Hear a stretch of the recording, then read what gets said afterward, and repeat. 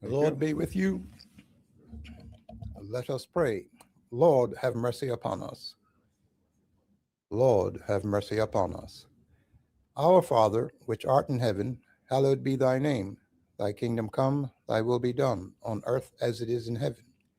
Give us this day our daily bread, and forgive us our trespasses, as we forgive those who trespass against us. And lead us not into temptation, but deliver us from evil. For thine is the kingdom, the power, and the glory, forever and ever. Amen. Almighty God, who in thy wisdom and goodness hast appointed the office of rulers and parliaments for the welfare of society and the just government of men and women, we beseech thee to behold with thy abundant favor us, thy servants, whom thou hast been pleased to call to the performance of important trusts in these islands.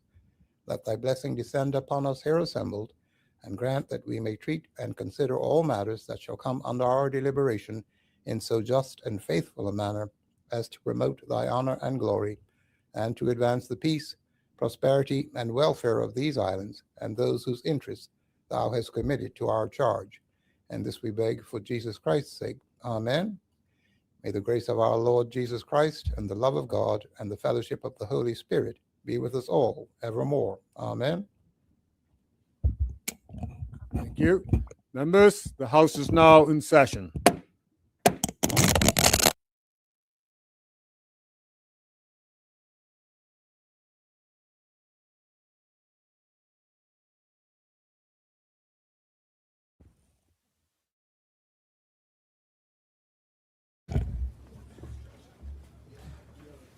Members, confirmation of minutes.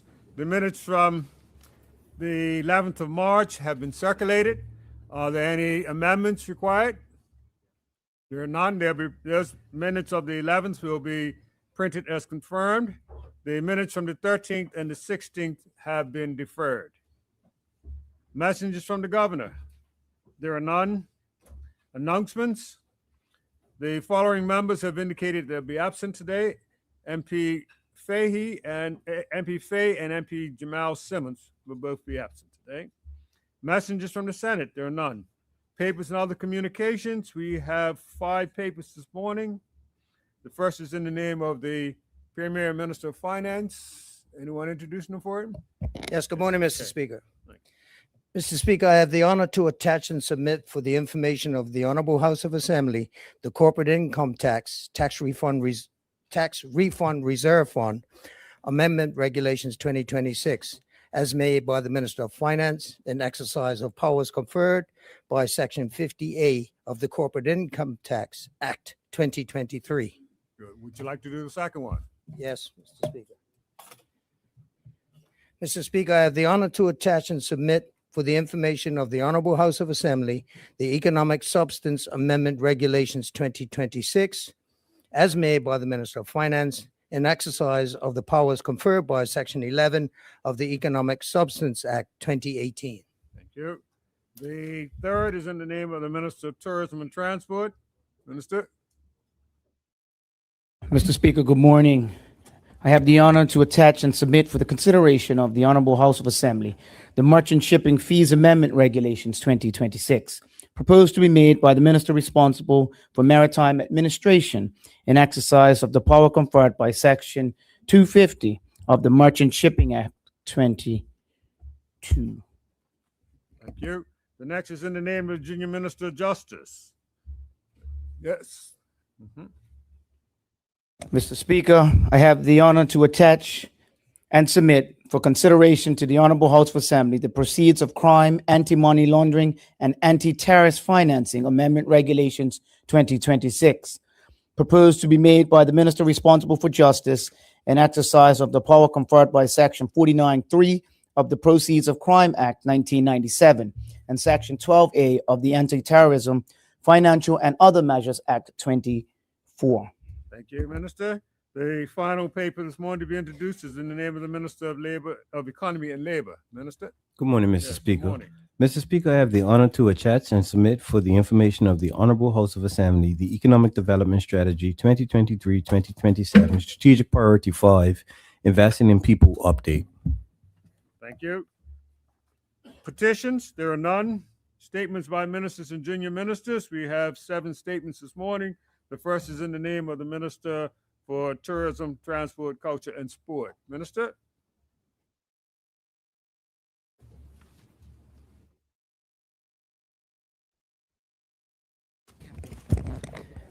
Thank you. Good morning, Mr. Speaker.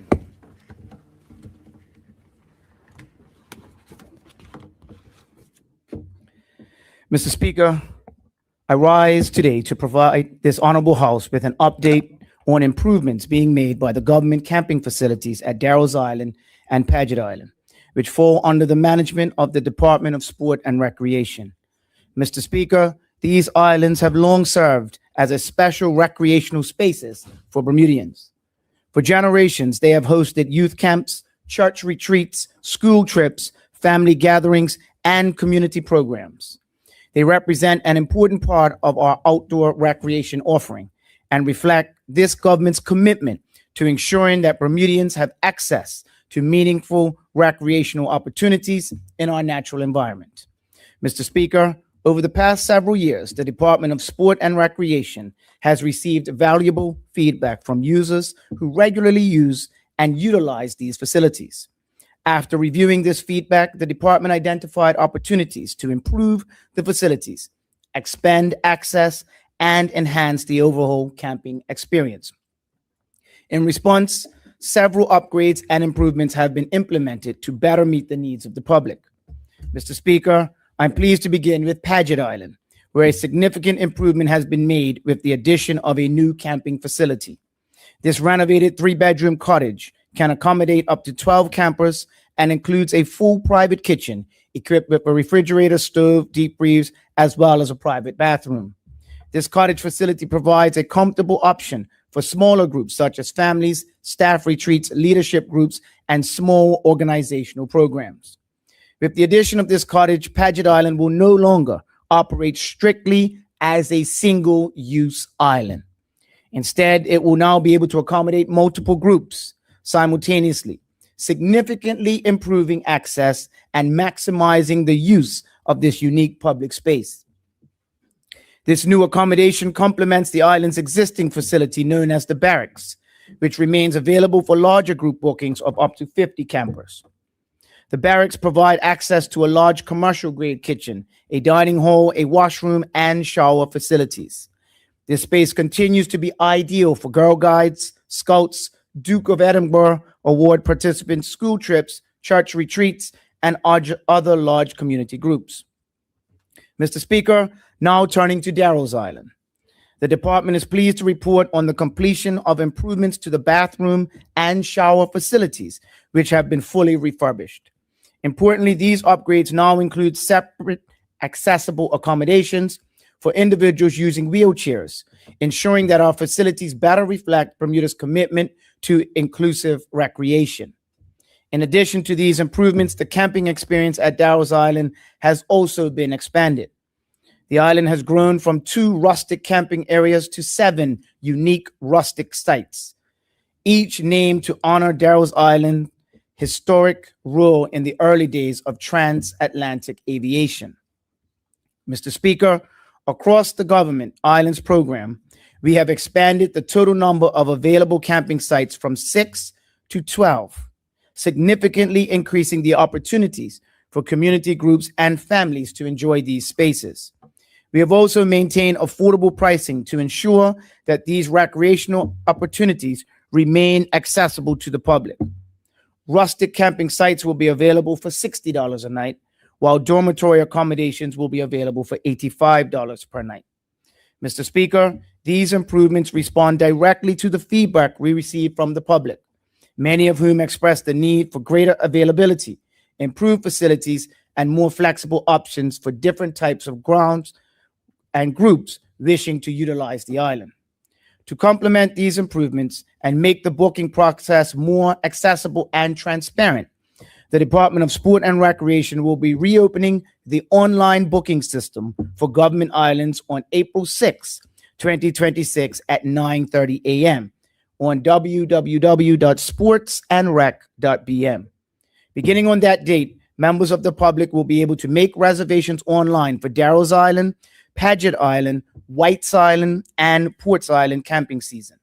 The online system will now allow residents to view availability, review facility options, and submit booking requests in a more efficient and convenient manner. Mr. Speaker, these improvements reflect the government's continued investment in recreation and our commitment to ensuring that Bermudians have access to safe, well-maintained, and meaningful outdoor spaces. Through the work of the Department of Sport and Recreation, we are ensuring that these historic islands remain vibrant places where young people can learn, families can gather, and community groups can connect with Bermuda's natural environment.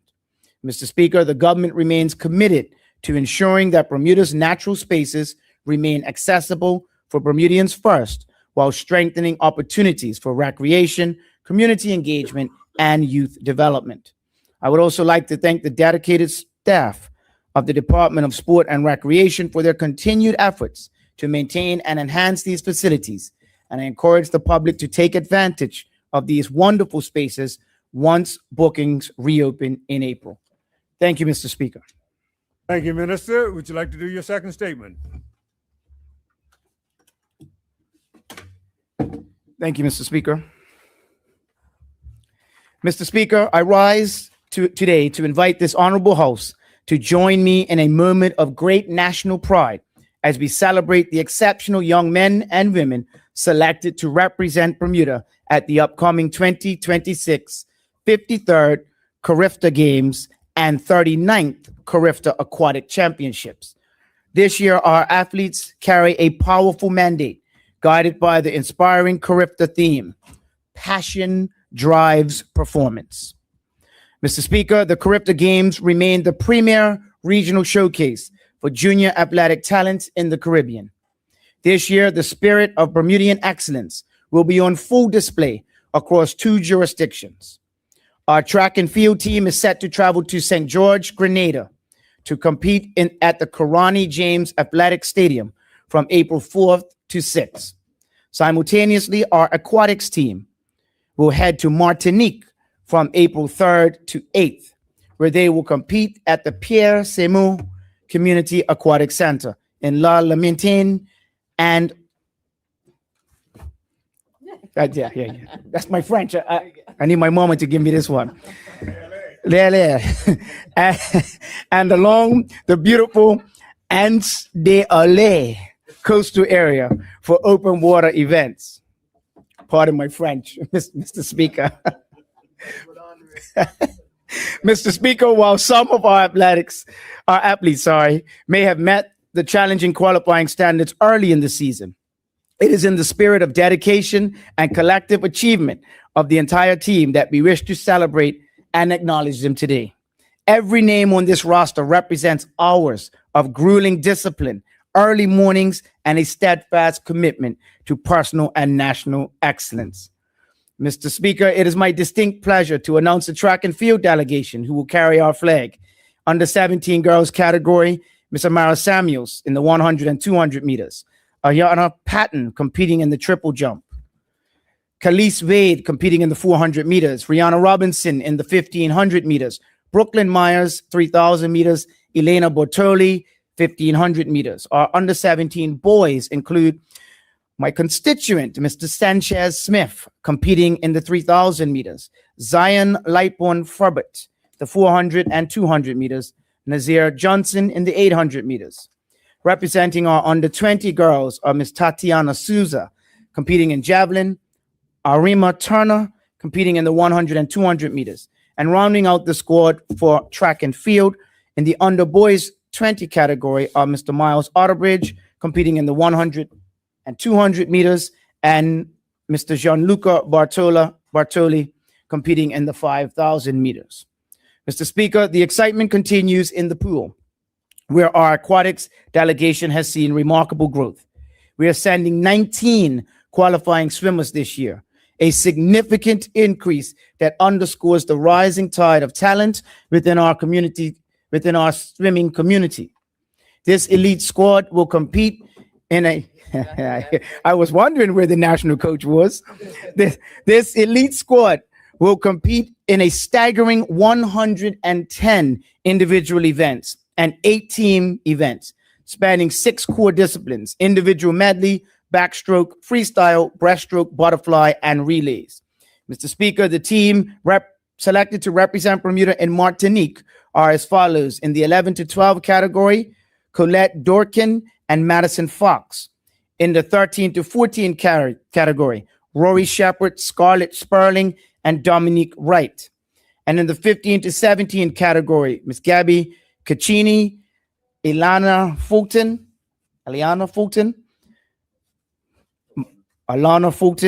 Marley Hawes, Maggie Muet, Connor Hopman, Logan Jones, Joseph Lau, Tegan Muet, Violet Smith, Catherine Redden, Gabriel Marazana, Noah Marazana, Georgia White, and Alex Warrenbow. Mr. Speaker, I'm cognizant that these athletes did not reach this stage on their own. Behind every qualifier is a dedicated network of coaches, parents, technical officers who we'd like to thank.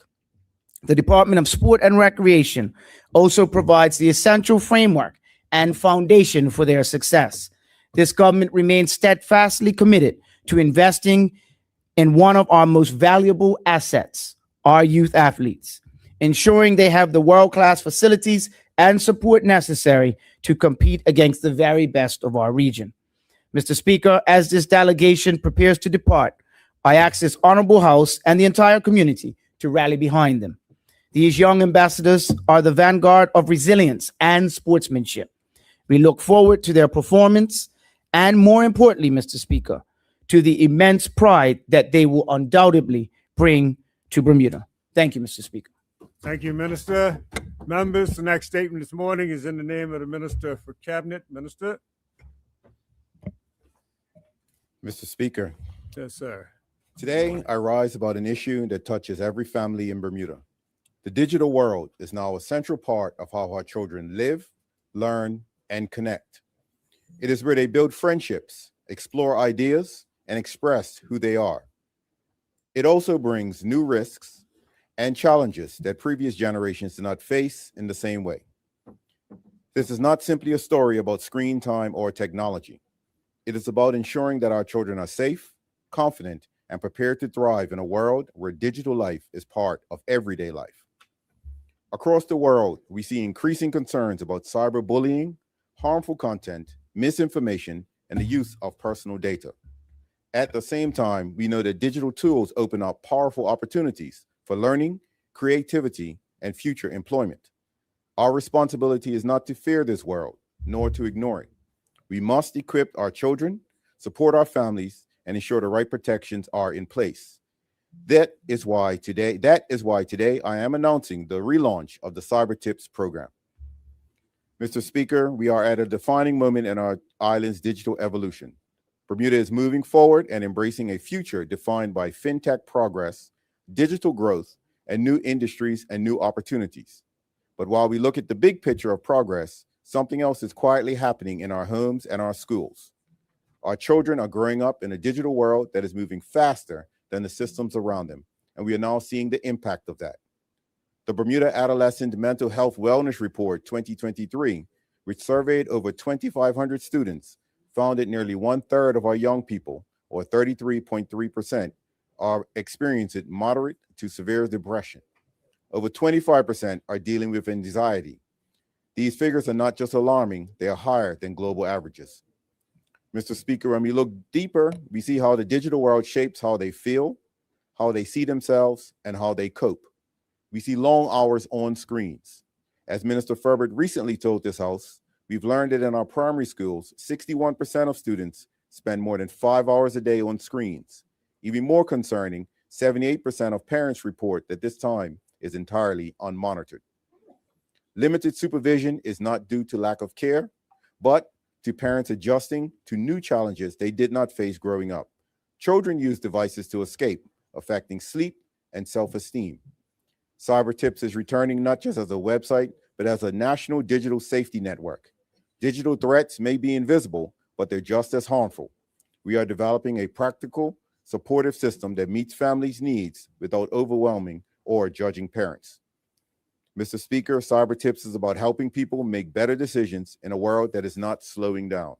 We have a two-pronged approach to this relaunch. One, supporting parents and families. The first prong focuses on parents. Many parents feel unsure, even powerless when it comes to the digital lives of their children. We want to change that. We want parents to understand the risks and their rights. For example, I want every parent to know that our PIPA Act, specifically Section 16, prohibits any digital program from collecting data on a child under 14 without verifiable written parent consent. The revived Cyber Tips will provide parents with the education and tools to reclaim their role as digital stewards and exercise these rights. Most parents may not even be aware of these types of rules, but it matters that they know what tools they have to protect their children. It reminds us that parents, guardians, and caregivers are not bystanders in this space. They have a role, they have authority, and the revived Cyber Tips program will help them step into that role with confidence. Two, supporting children and young people. The second prong focuses on our children. We will not do this by restricting them from the world they live in, but preparing them for it. We will equip them with the knowledge and judgment they need to protect their privacy and understand their digital footprint, recognize harm, whether it is bullying, manipulation, or misinformation. Question what they are seeing online and make thoughtful choices. Think before they post, understanding that what they do online can follow them in the future. This is about building confidence, not just caution.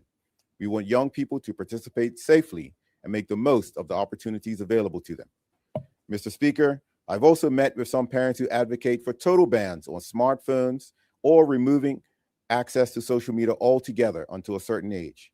I fully understand and respect these personal choices. It comes from a place of care.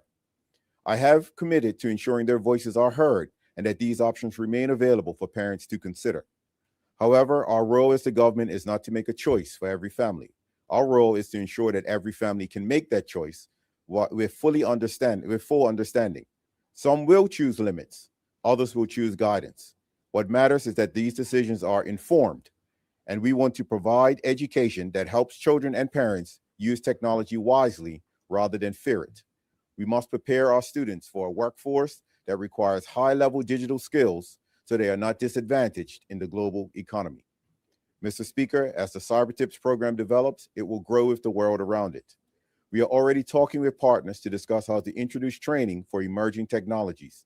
These include tools such as using artificial intelligence ethically, checking their accuracy, and protecting privacy. We want Bermudians not only to use these tools, but to understand them, to question them, and to use them responsibly. We want Bermudians to be the masters of AI, not just its passive subjects.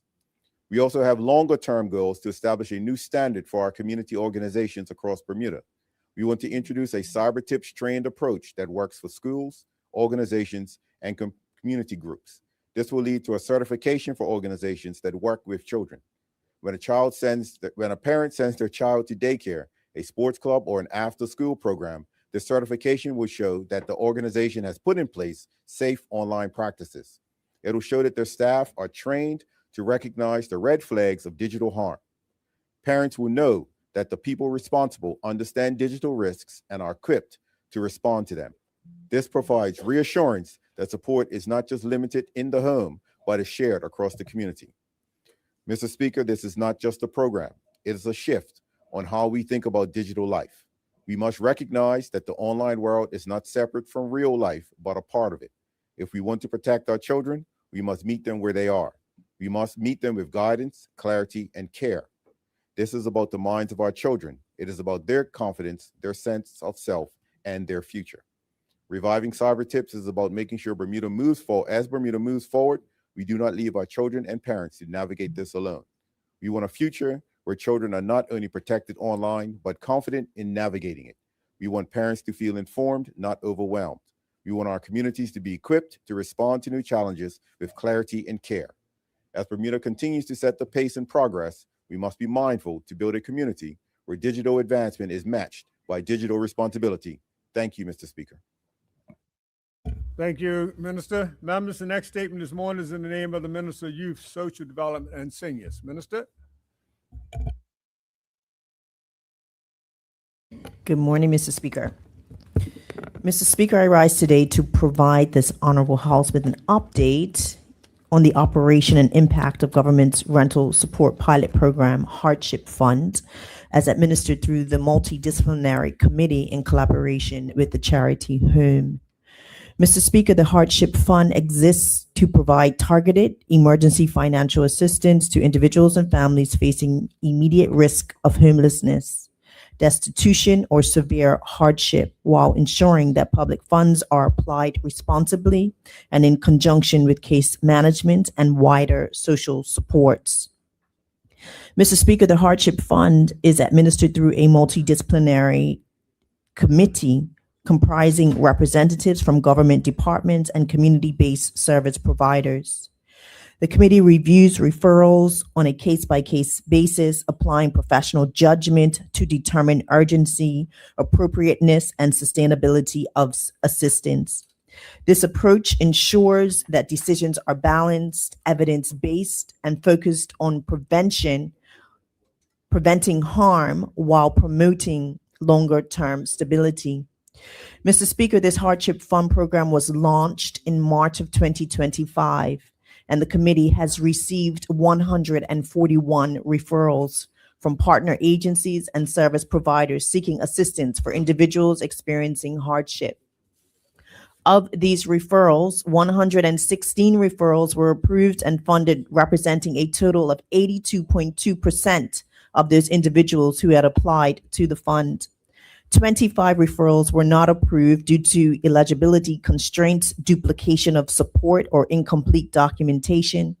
11 families were experiencing medical emergencies, including situations involving life-threatening or time-sensitive hardship circumstances requiring immediate financial intervention.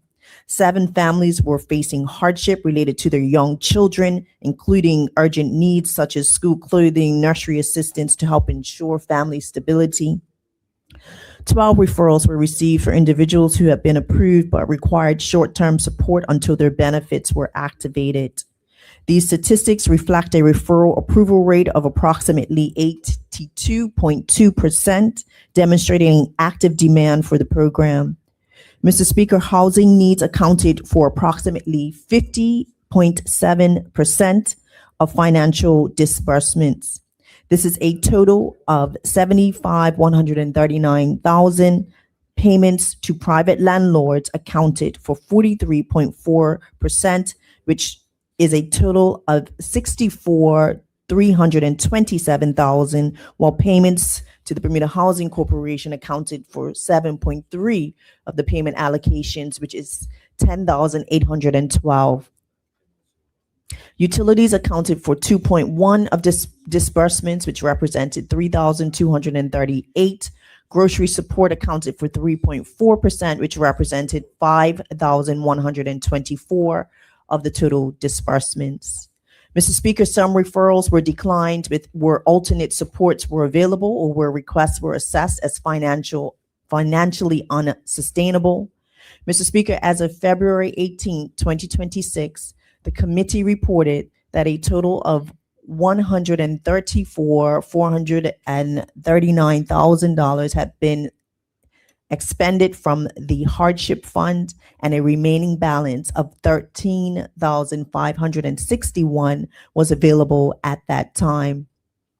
These figures reflect a steady drawdown of funds in response to proven emergency needs, with careful monitoring to ensure sustainability. Mr. Speaker, the assistance approved by the committee has been practical, targeted, and time-limited, and has included requests such as rental deposits and first month's rent to prevent homelessness, short-term rental support where income loss was temporary, funeral assistance in cases of bereavement where there was no other support available, utility payments to prevent disconnection, emergency groceries and basic need support, and transportation and vehicle-related assistance were directly linked to employment retention. In several cases, referrals were not approved where the committee deemed that the requests fell outside the scope of emergency hardship, the level of need exceeded what the fund could sustainably provide, or case management or alternative supports were more appropriate. Mr. Speaker, beyond individual assistance, the committee has consistently identified systemic issues requiring policy attention, including the need for clearer definition of hardship to support consistency in decision-making, challenges related to rental deposits, access to affordable housing. Furthermore, Mr. Speaker, this pilot program has emphasized the need to obtain more data collection to inform long-term program planning and the value of enhanced coordination among stakeholders, social partners. These insights are helping to inform ongoing policy development and broader housing and homelessness strategies. Mr. Speaker, the statistics before this House demonstrates that the Hardship Fund is not a substitute for long-term social policy, but a critical safety net for Bermudians facing immediate crisis. The government remains committed to ensuring public funds are used responsibly, supporting individuals and families at points of acute vulnerability, and strengthening the systems that reduce the need for emergency intervention over time. Mr. Speaker, I want to thank the members of the Multidisciplinary Committee and our community partners for their continued diligence, professionalism, and compassion in carrying out this very important work. Thank you, Mr. Speaker. Thank you. Thank you, Minister. Members, the next statement this morning is in the name of the Minister of Economy and Labor. Minister.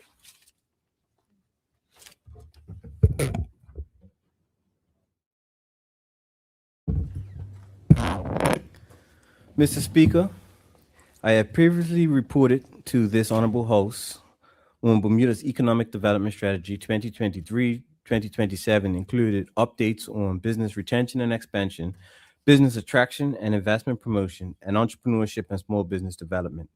These updates show steady progress, strong representation in key markets, better conversion of interest into investment, and expanded support of Bermudians starting and growing businesses. This reinforces the clear message that the economic growth is fueled by participation and opportunity. Mr. Speaker, I now turn to Strategic Priority 5, Investing in People, which underpins progress across the other priorities. This priority recognizes that Bermuda's success depends on Bermudians having the skills, qualifications, and professional networks to take part in the economy we are building. Pursuant to the National Workforce Development Strategy, the Department of Workforce Development strengthened coordination of workforce planning through the National Workforce Advisory Board, which was established in 2024, an action item from the Economic Development Strategy. The board brings together employers, training institutions, unions, and the government to align planning and training with industry needs. In 2025, the Hospitality Subcommittee was created to strengthen workforce readiness for the sector's growth, including the anticipated reopening of Fairmont Southampton. More recently, members will be aware of the Hospitality Summit held in February and the Hospitality Career Fair held this week. The summit brought together key stakeholders for a frank and useful discussion about current and projected staffing demands, emerging skills gaps, workforce pipeline challenges, visitor expectations, and sector priorities. This in turn led to the career fair just held on Wednesday. This career fair gave an opportunity to 170 job seekers to explore employment and career pathways within Bermuda's hotel and restaurant industry. Mr. Speaker, in addition to the current focus on the hospitality sector, the Department of Workforce Development has established programs such as the Bridge to Work, graduate apprenticeship, and on-the-job training to expand access to work experience and provide structured entry into employment. Initiatives also include career coaching, employability training, and targeted financial support for short-term certification courses leading to paid work experience and industry-recognized certifications. These efforts reflect successful implementation of the Youth Employment Strategy, another economic development strategy action item. More than 320 youth, those aged 18 to 26, were supported through training, internships, apprenticeships, and personalized employment services in 2025 alone. Taken together, the different programs delivered under the Youth Employment Strategy have directly supported approximately 450 to 600 youth since the implementation began. Mr. Speaker, Technical and vocational pathways were also revitalized through the relaunch of the National Certification and Apprenticeship Board. Workforce development has expanded apprenticeships with employers and introduced new short courses aligned with international standards to enhance technical career paths. The department is working with the NCAB to streamline national certification processes and expand competency-based training to ensure the Bermudian workforce remains competitive and aligned with international standards. Mr. Speaker, skills developed must be matched by talent retention and efficient immigration systems. In 2025, the government issued a position paper on workforce retention focused on permanent resident certificates and potentially residency changes, and consultation feedback is informing next steps. Since the 2025 work permit policy took effect, and with updated policies on partnership residence and permission to reside combined with recruitment, applications have become closer to being processed within published timelines. Alongside workforce systems, government has also refined incentives that encourage job creation. Following a review of the Economic Development Act 1968 and the Incentives for Job Makers policy, another strategy action item, an updated policy was issued in 2025. The updated policy introduced a scoring framework that enables companies with fewer than 10 Bermudian status employees to apply for concessions. Mr. Speaker, building digital capability remains essential. Over the period, the Economic Development Department supported skills development through grants and partnerships. These provided internships, mentoring, professional development, and knowledge sharing through technology and fintech webinars. The focus was on digital skills and innovation. First, EDD advanced grant-funded initiatives to build digital skills and test new ideas. This included video game design challenge, CyberSmart, a cyber hygiene pilot delivered with the Ministry of Education and a local technology education partner. It also included innovation sprints led by Bermuda Innovation and Technology Association to test and refine disruptive ideas. Second, EDD sponsored key e-entrepreneurship and innovation platforms, including the technology category of the Business Awards and Global Entrepreneurship Week. These investments helped strengthen Bermuda's startup pipeline and reinforce the message that supporting Bermudian innovators is not separate from economic development, it is central to it. The third, EDD delivered direct community training that supported the same priority. In 2025, the FinTech training program produced 35 graduates across 2 cohorts and for the first time incorporated a structured internship track for Berkeley Institute students in partnership with the private sector. Also, the Bermuda Curtis Initiative, which remains free to residents until 2027, has seen over 500 Bermuda-based participants across its technology tracks. These 2 skills development pipelines are now positioned to scale through the Department of Workforce Development. Mr. Speaker, in closing, strategic priority 5 is about ensuring Bermudians are prepared to lead and benefit from economic growth through stronger skills, clearer pathways, and effective support systems.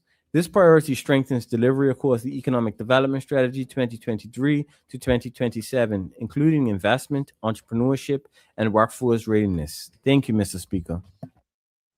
Thank you, Minister. Members, the next statement this morning is in the name of the Minister of National Security. Minister.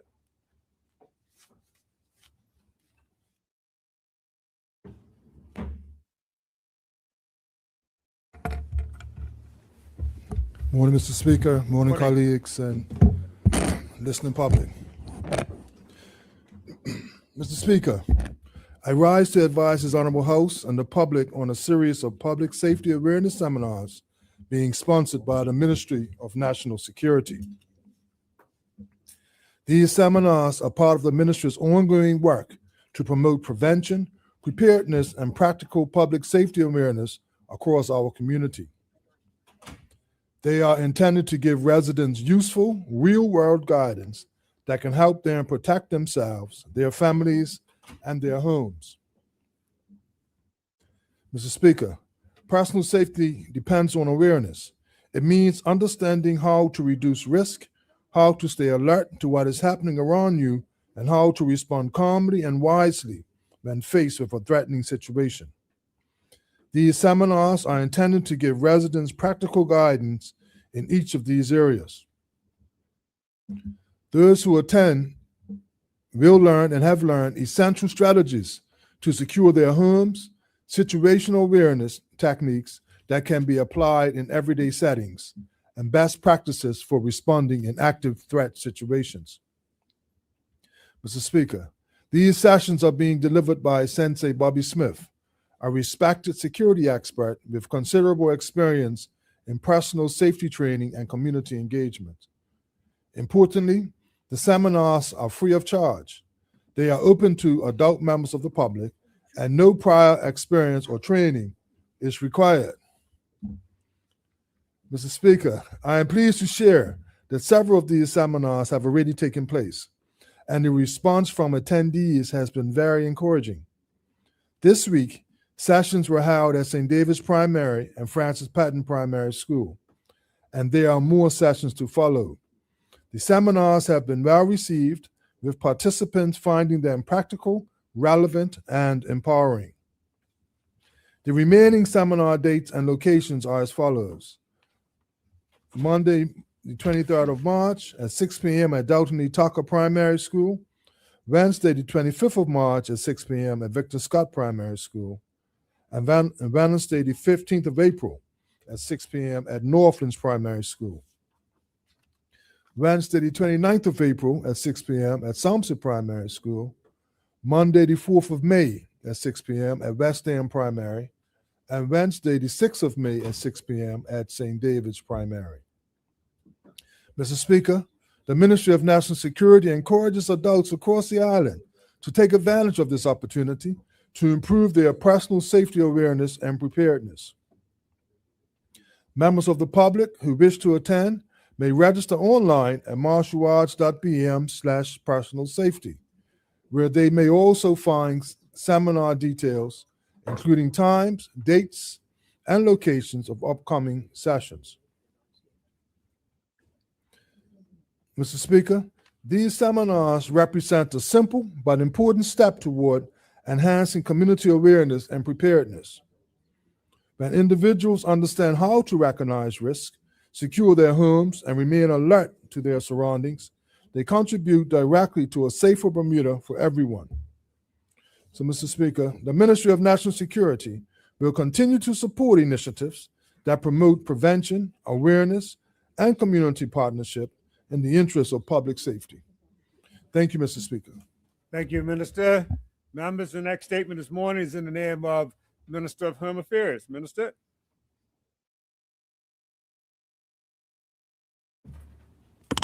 Good morning, Mr. Speaker. Good morning.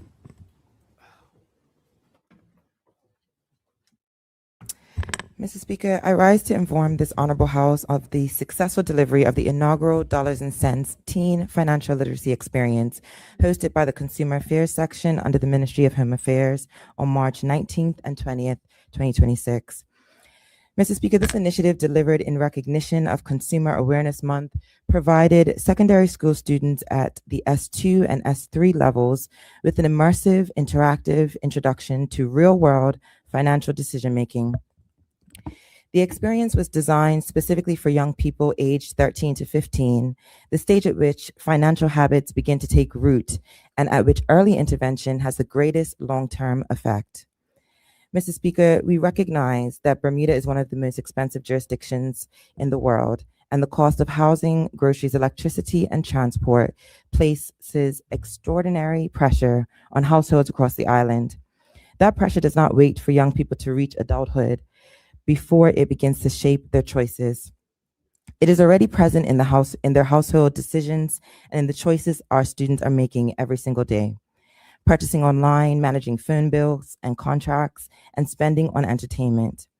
Mr. Speaker, the Ministry of Home Affairs determined that financial education could not remain as an afterthought, but it rather had to be treated as a component of the government's broader affordability mandate. The Affordable Bermuda Agenda addresses the conditions that make life expensive through its roadmap, which features consumer education. This Dollars and Cents program addresses the capacity of Bermuda's next generation to navigate those conditions with knowledge, confidence, and the protection of their consumer rights. Mrs. Speaker, over the course of 2 days, approximately 210 students from Bermuda's secondary schools participated in a fully stimulated financial life experience. Each student was assigned a realistic profile, including income, family circumstance, and a set of financial obligations.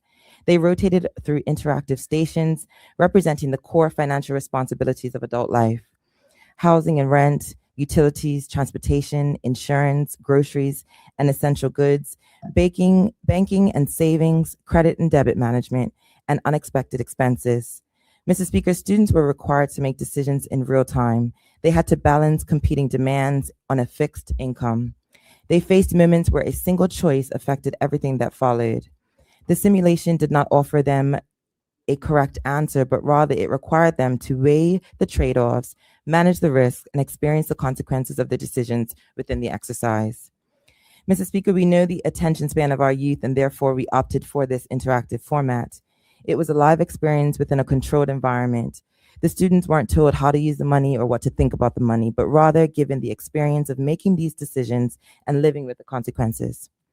Mr. Speaker, the Dollars and Cents program was conceived and delivered by the Consumer Affairs section, which sits within the Ministry of Home Affairs headquarters.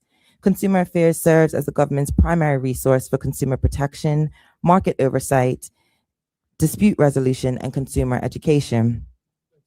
Mr. Speaker, what we know is that consumer protection begins with consumer understanding. A young person who enters the wider world knowing their rights, understanding their contractual obligations, and recognizing when a transaction does not meet fair standard is a young person less likely to be exploited and more likely to participate with confidence. That is a foundation on which an informed and resilient consumer base is built.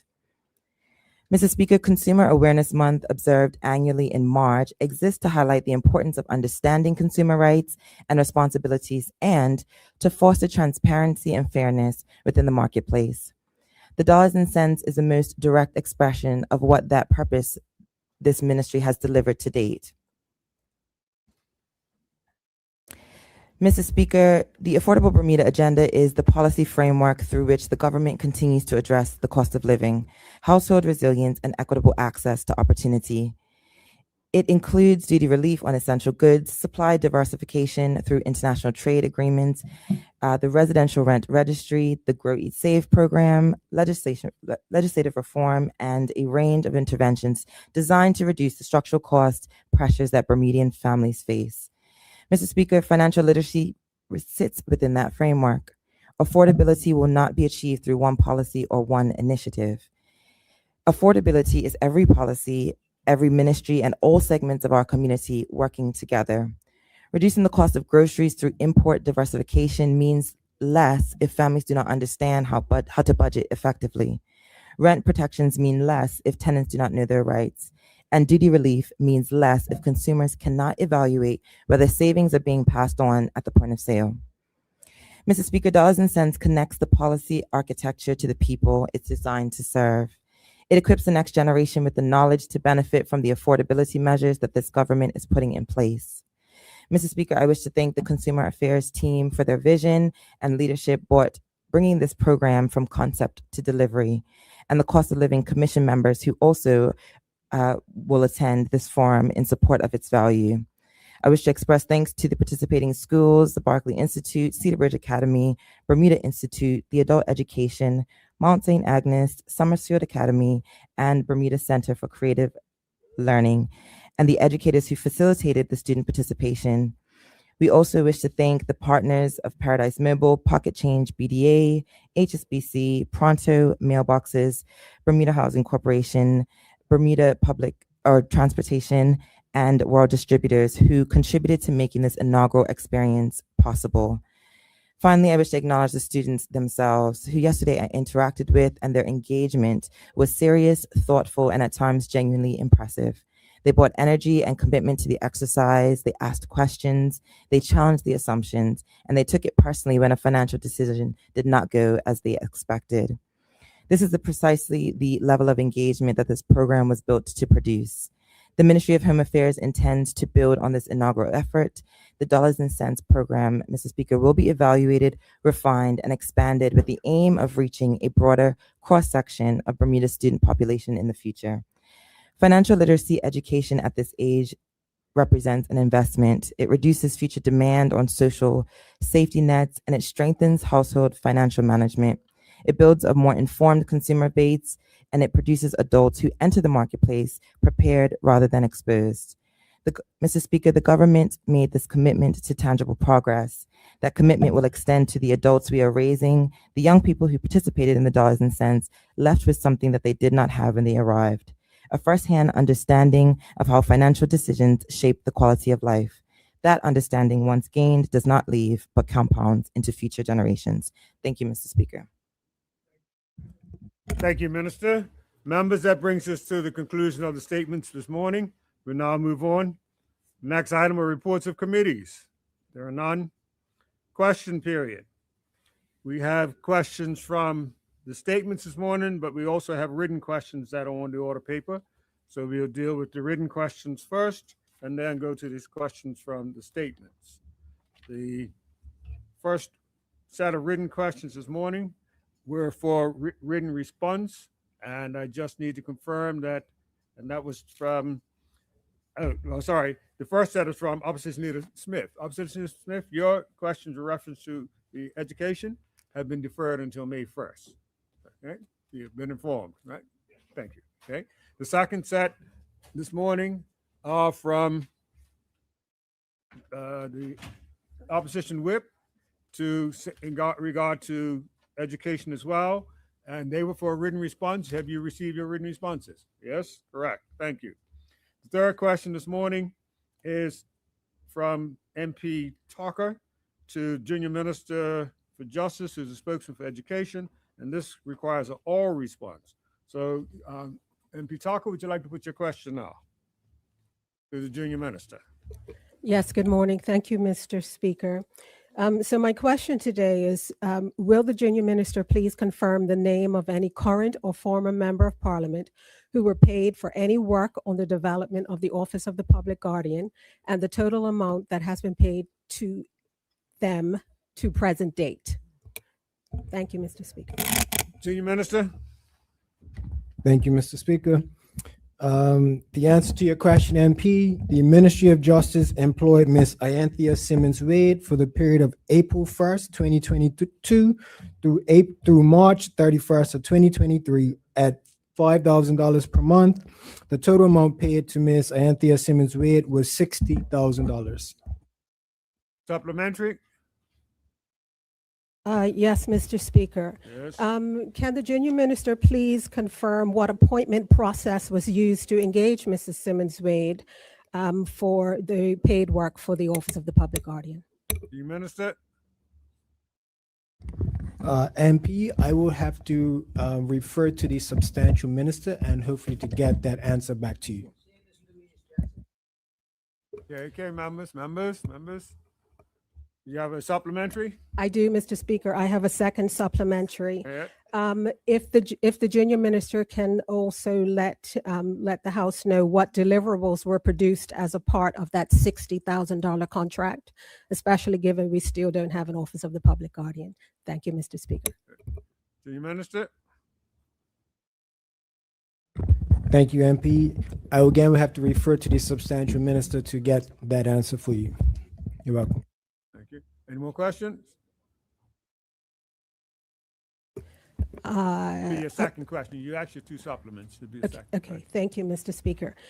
So the second question is, will the Junior Minister commit to producing a full breakdown of all expenditure related to the development of the Office of the Public Guardian?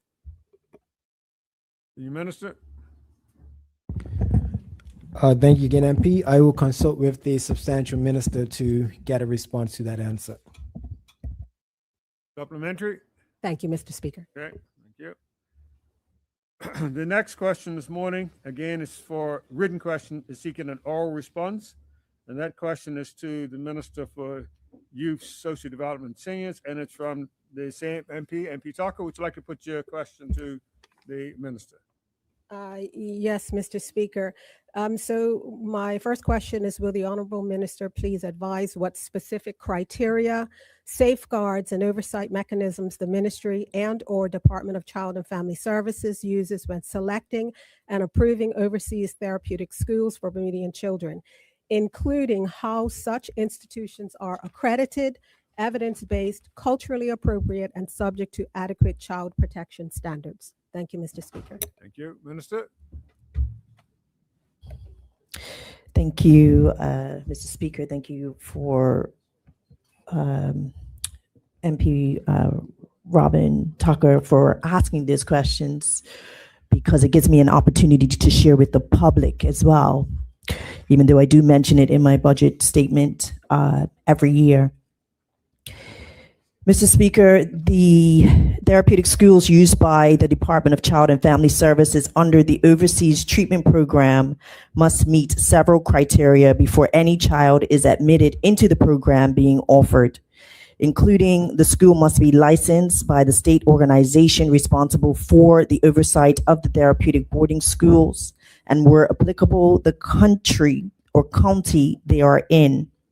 The school must be accredited by a recognized accrediting body. Currently, the accrediting bodies accepted by DCFS Bermuda are the Council on Accreditation and the Joint Commission. The school must be approved by the U.S. Department of Homeland Security to accept or receive international students. The school is interviewed, assessed, vetted, and must complete all documentation requested by the Department of Child and Family Services. The vetting assessment records program description, resident life, activities, staffing, behavior, restraint policies, student rights, medication storage and administration, and communication frequency. Once this process is completed and all criteria is satisfied by the department, the school is approved to accept children in the overseas therapeutic program. This process is completed on an annual basis. Supplementary? Yes, Mr. Speaker. Again, thank you to the minister for her response and for pointing out that she has made this certain responses during her budget statement. That then brings up another question for me as to, I mean, publicly, we all know that there were some schools where our children had been abused and those types of things. And we had one child that had passed away. So my question then, in response to the minister's response to my initial question was any of the schools that were the subject of public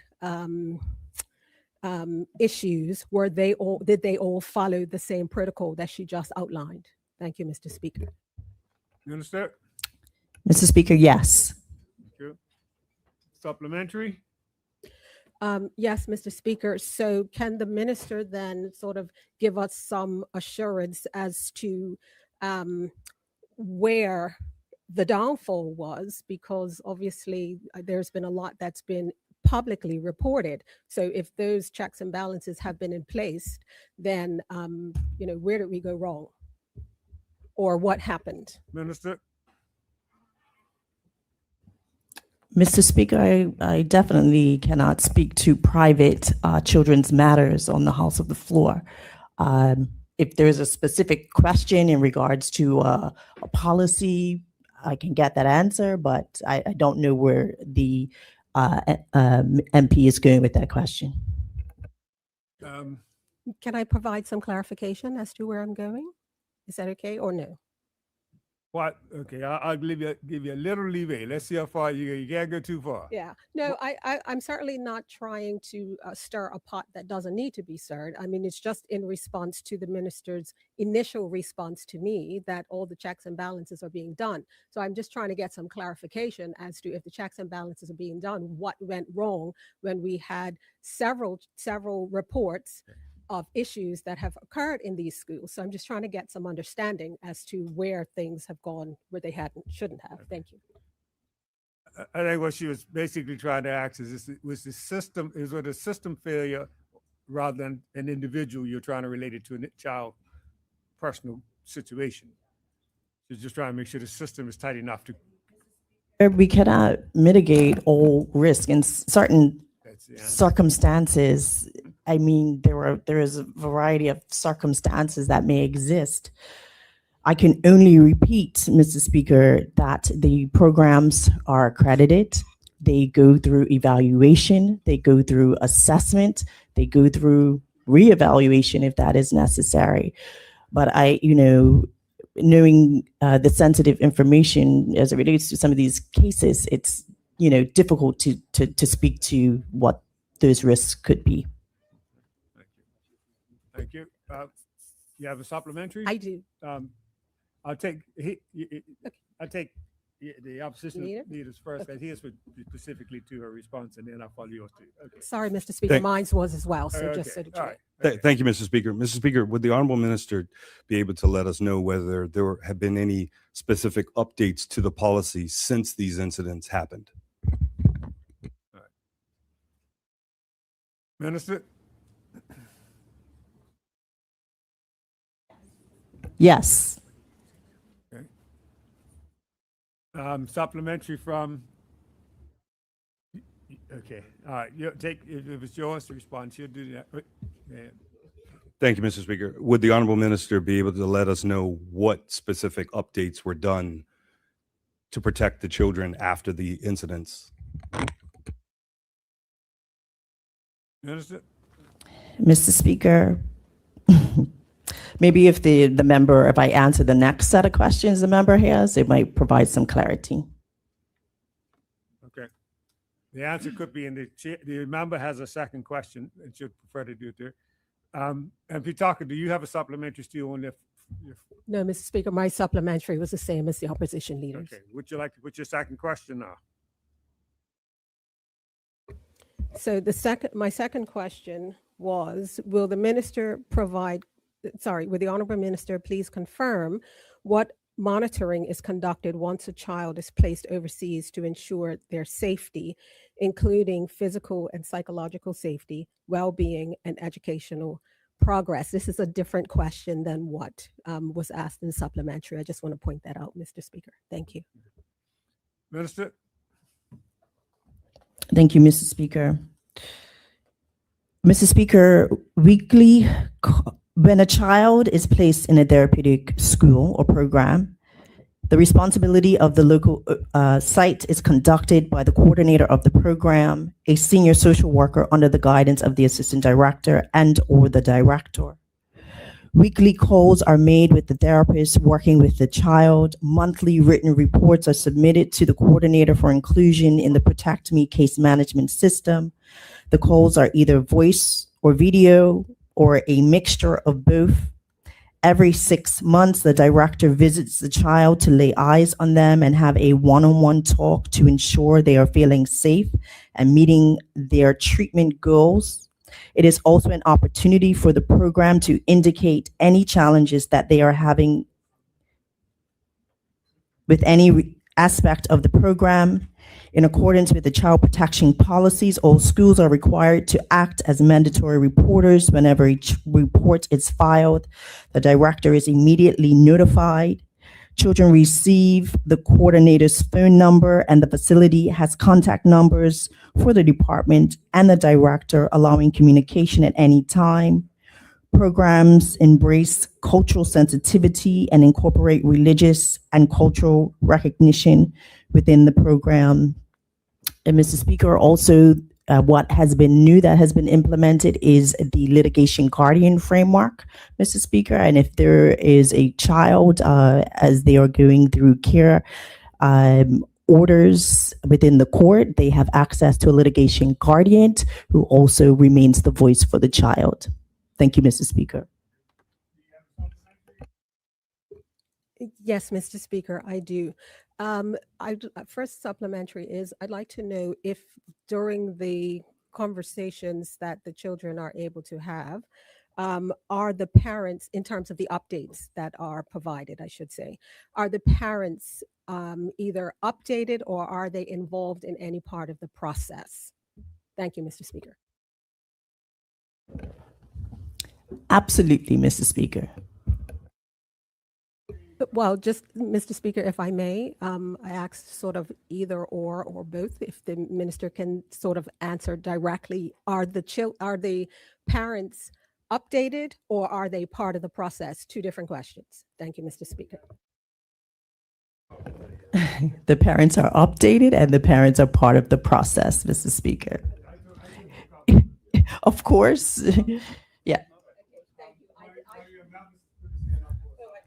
I just want to clarify, Mr. Speaker, particularly knowing the demographics or concerns or issues within children in care. Sometimes we have parents who are not involved.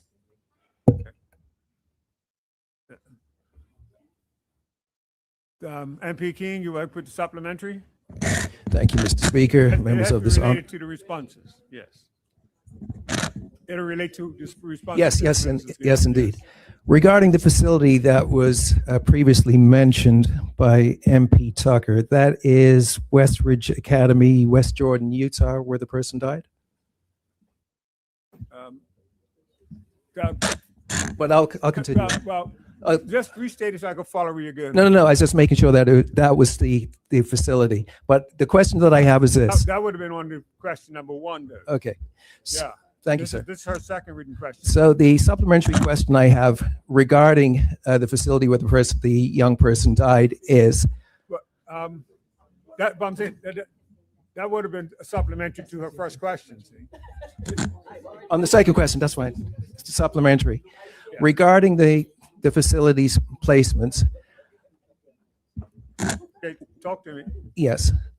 Understanding that the facility in question, there were serious concerns about suicide risk and risk of harm to the children. Point of order, Mr. Speaker, that information is incorrect.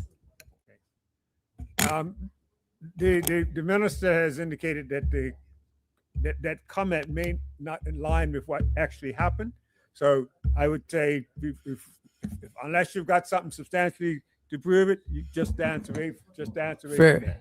Okay? Absolutely, and that's why I'm taking this seriously. Okay, members, let me control the house, please. Thank you. Understand, yes, Mr. Speaker.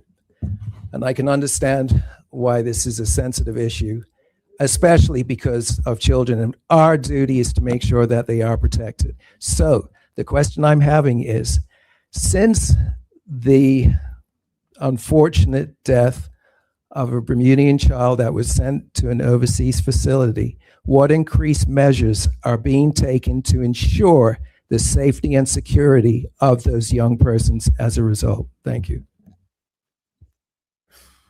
Minister? Thank you, Mr.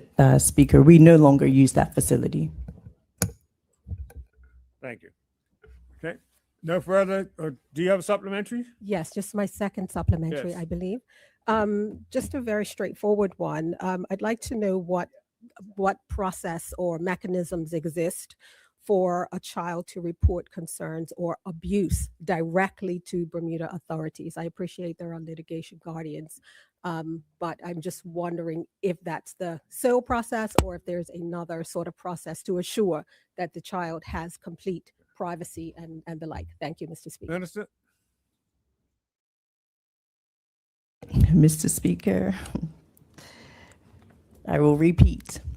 Weekly calls are made with the child, the staff of facilities. There are monthly written reports. There is also reporting to the Overseas Therapeutic Committee program. There's opportunity there. There's opportunity when parents do participate, that they participate in family sessions. When there's a guardian involved, there is opportunity for reporting. Then there are ample opportunities for reporting, Mr. Speaker. Thank you.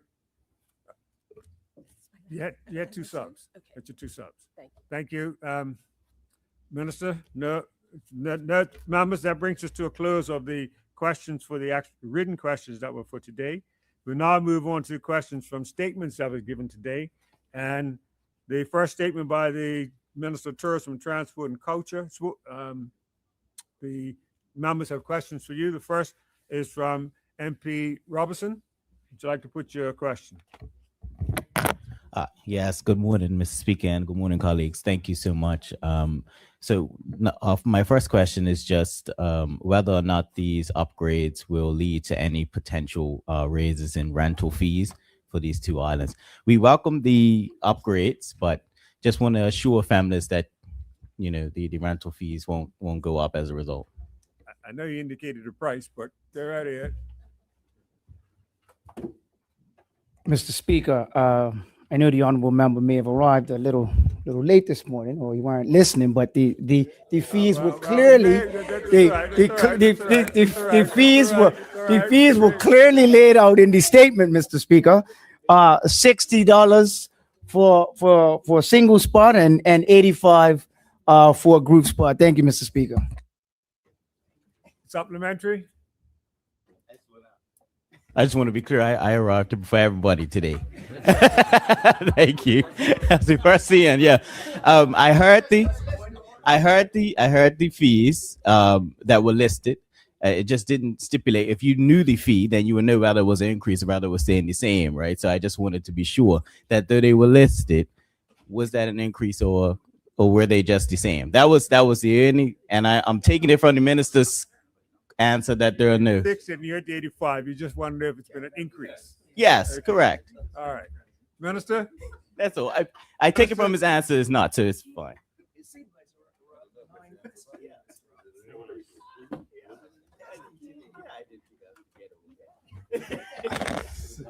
Mr. Speaker, Minister. the fees indicate a slight increase.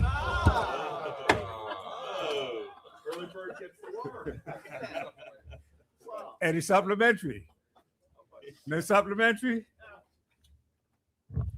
Yeah, supplementary, Mr. Speaker. Just could the minister define what a slight increase means, just for the listening public that are home?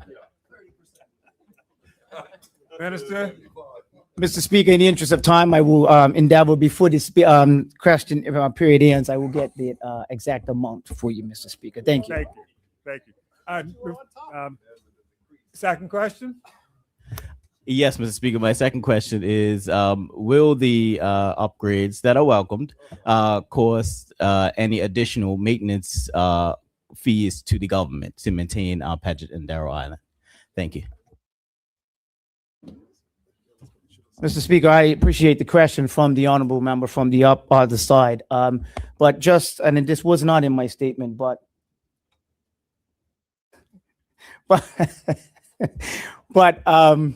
just for information purposes, each one of these islands has its own caretaker, Mr. Speaker, and it has been this way for many years. So the beauty of hiring those caretakers is they come with an array of skill sets in the maintenance area. They're all also seamen and the like. So while these upgrades were done through government and they were budgeted for, any additional upkeep or maintenance will not incur any additional fees because they will be the responsibility and the remit of the caretakers that have long been part of these islands. So other than the normal, which was talked about in the budget debate, the normal salary uplifts, there are no additional fees for these upkeep. Thank you. All right. No subs? Okay. Before I take the next question, I'd just like to acknowledge in the gallery former Senator Nagy, Field Parent Chief. Nice to see you in the gallery this morning. Minister, your same statement has a question from MP King. MP King? Thank you, Mr. Speaker. Regarding the refurbishments to the camping sites on the islands, is there consideration for this becoming a part of the Bermuda tourism strategy as well? Will overseas organization and visitors be allowed to rent the premises as well for? One sec. Others? Thank you. Continue. That's my question. Thank you. Mr. Mr. Speaker, while I do appreciate that question, the honorable member from the other side may not know, but the reason that I made a statement on camping facilities is it is a very, very popular thing for Bermudians to do in the summer. And I can guarantee you that once this portal opens, as is said in the statements for Bermudians first, there will be no space left for tourists to enjoy the camping facilities of these islands. They're very popular amongst, as I said in the statement, families, especially around the holiday times, cup match, the Queen's birthday, well, not Queen's, Heroes Day, and all of that. So yes, if there are some availability, maybe midweek, and somebody would like to organize a tour to one of the islands, then absolutely, so be it. But as it stands for these islands, most people would know that if we're opening up the portal on April 6th, I can guarantee you there will be many calls in middle of April questioning the lack of availability because of the popularity of it. Thank you, Mr. Speaker. Okay, supplementary? Yes, Mr. Speaker. Yes. Understanding the increase in fees and the work that's being done, and I imagine that there's going to be further refurbishments, et cetera.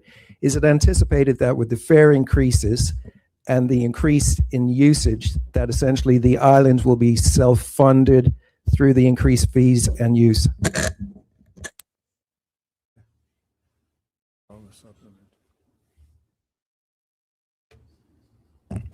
Mr. Speaker, I'm not sure I quite understand the question, but self-funded, no. The islands have been there for many years. The government has budgeted for many years to maintain them. It is a recreational facility that we are maintaining. It's like a park. It's no different.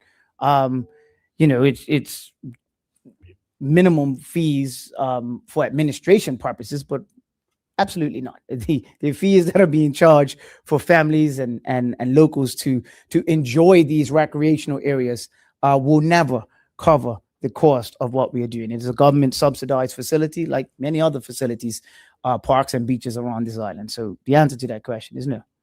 All right. Seconds up. Fine. Okay. Minister, that's the end of the questions for that statement. The next statement this morning that has questions is from the Minister of Cabinet. Your statement this morning, MP Tucker, would you like to put your question? Thank you, Mr. Speaker. My question is very basic. I just wanted to know, well, first of all, I will say I think it's great that that the Cyber Tips program is relaunching. My question is, when is it going to be officially relaunched? And thank you for that question. We are currently looking at proposals that we've received. And once we make that decision, it'll move forward.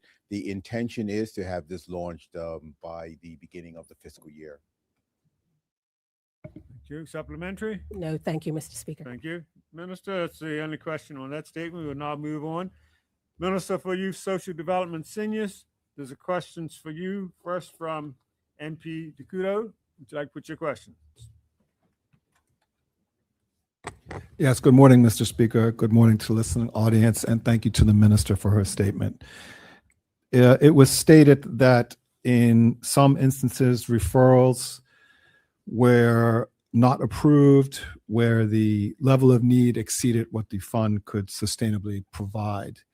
My question is, what does that mean? What would it mean for the level of need to be sustainably provided by the fund?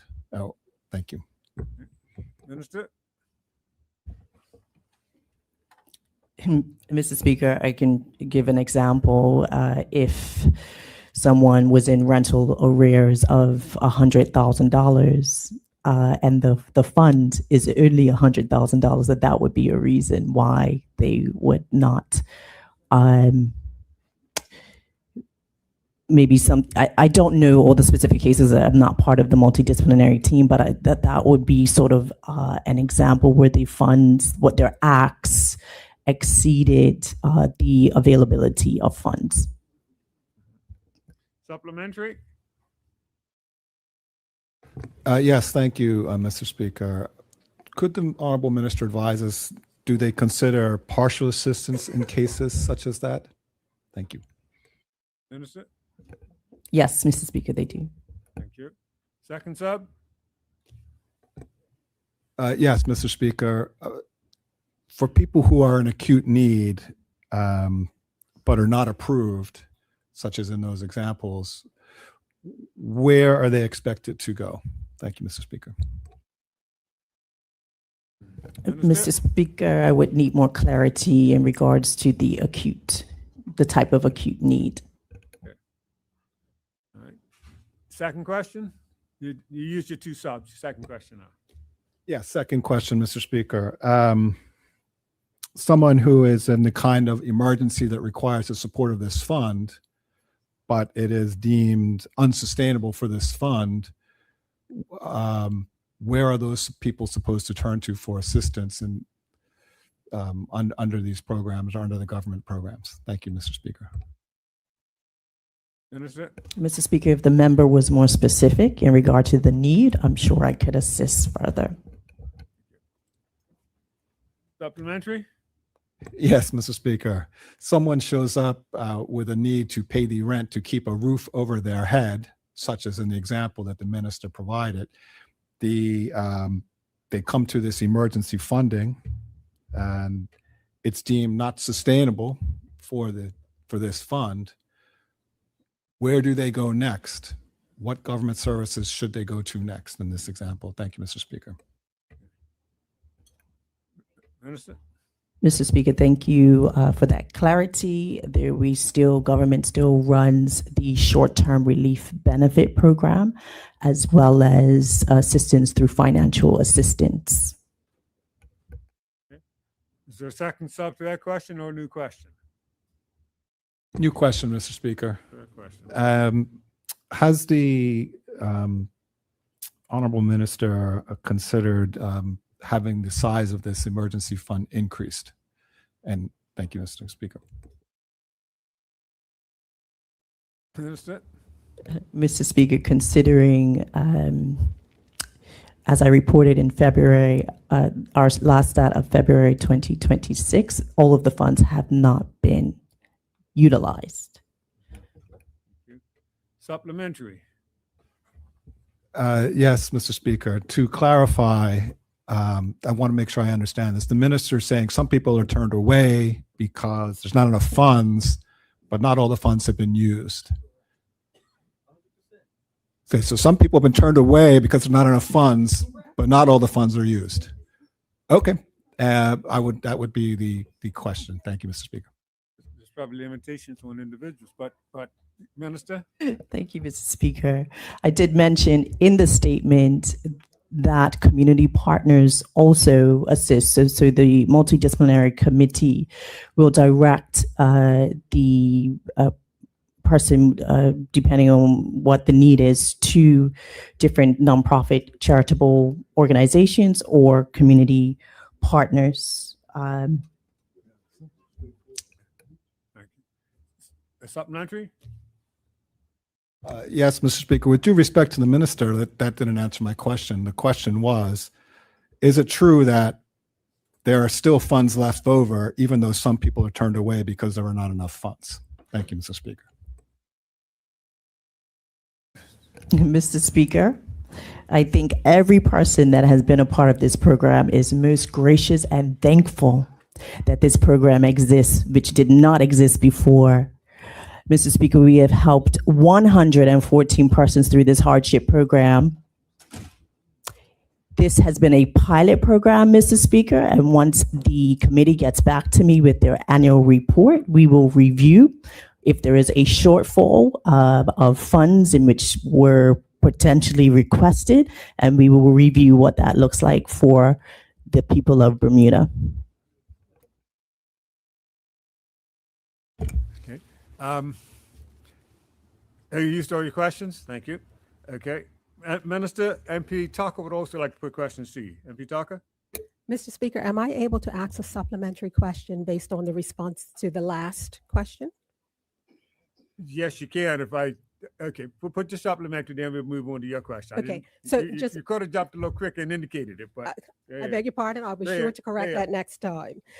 So the question I have is the minister mentioned that, she's anticipating receiving a report. So I just wondered if that report is going to be made public, or if not, if she'd consider at least tabling so we can all see it. Thank you, Mr. Speaker. If it's tabled, it becomes public. Sorry. Okay, if she'd be willing to make it public, I'll leave it at that. Minister? Mr. Speaker, I will commit to bring the information back to this House with updates as it relates to the rental support hardship program. Now, would you like to do your question? I would indeed. And thank you to the minister. I do appreciate that response. So I have two basic questions. One is I'm curious to know how the $140,000 was identified to be sufficient for the pilot program. If the minister can just tell her where that $145 allocation, how that was arrived to. Minister? Mr. Speaker, this was a program that did not exist before.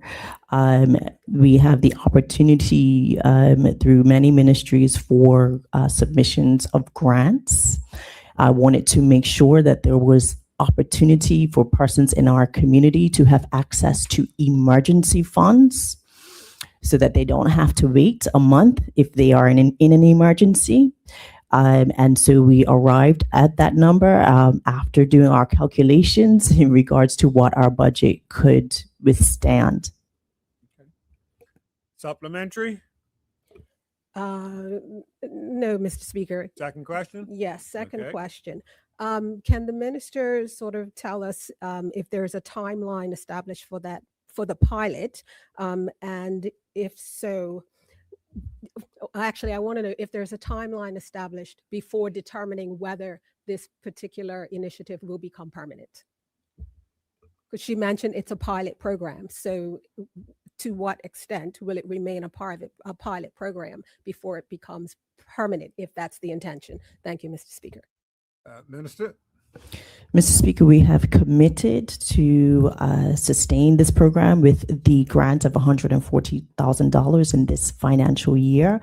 I have reported already, I have not seen the annual report to be able to gather recommendations of what this would look like going forward. And once I have that information, then I can make a determination in regards to the continue, how we will continue with this program, but it is being sustained throughout 27-28, Mr. Speaker. Supplementary? None? No, thank you, Mr. Okay. Speaker. No further questions. MP, Minister, MP King also would like to put questions to you. MP King?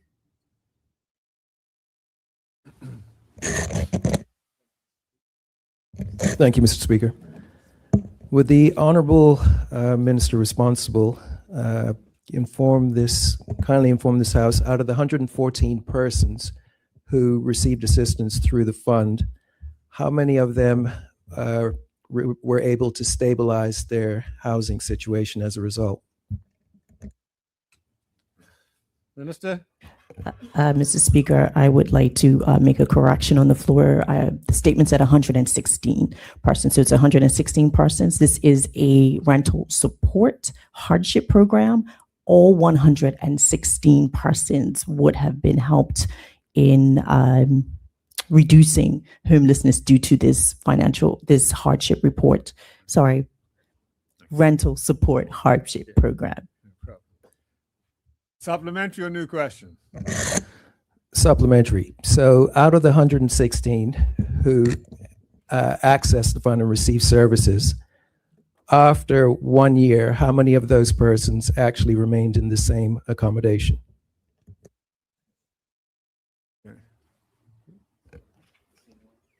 Mr. Speaker, I can't answer that without having the annual report.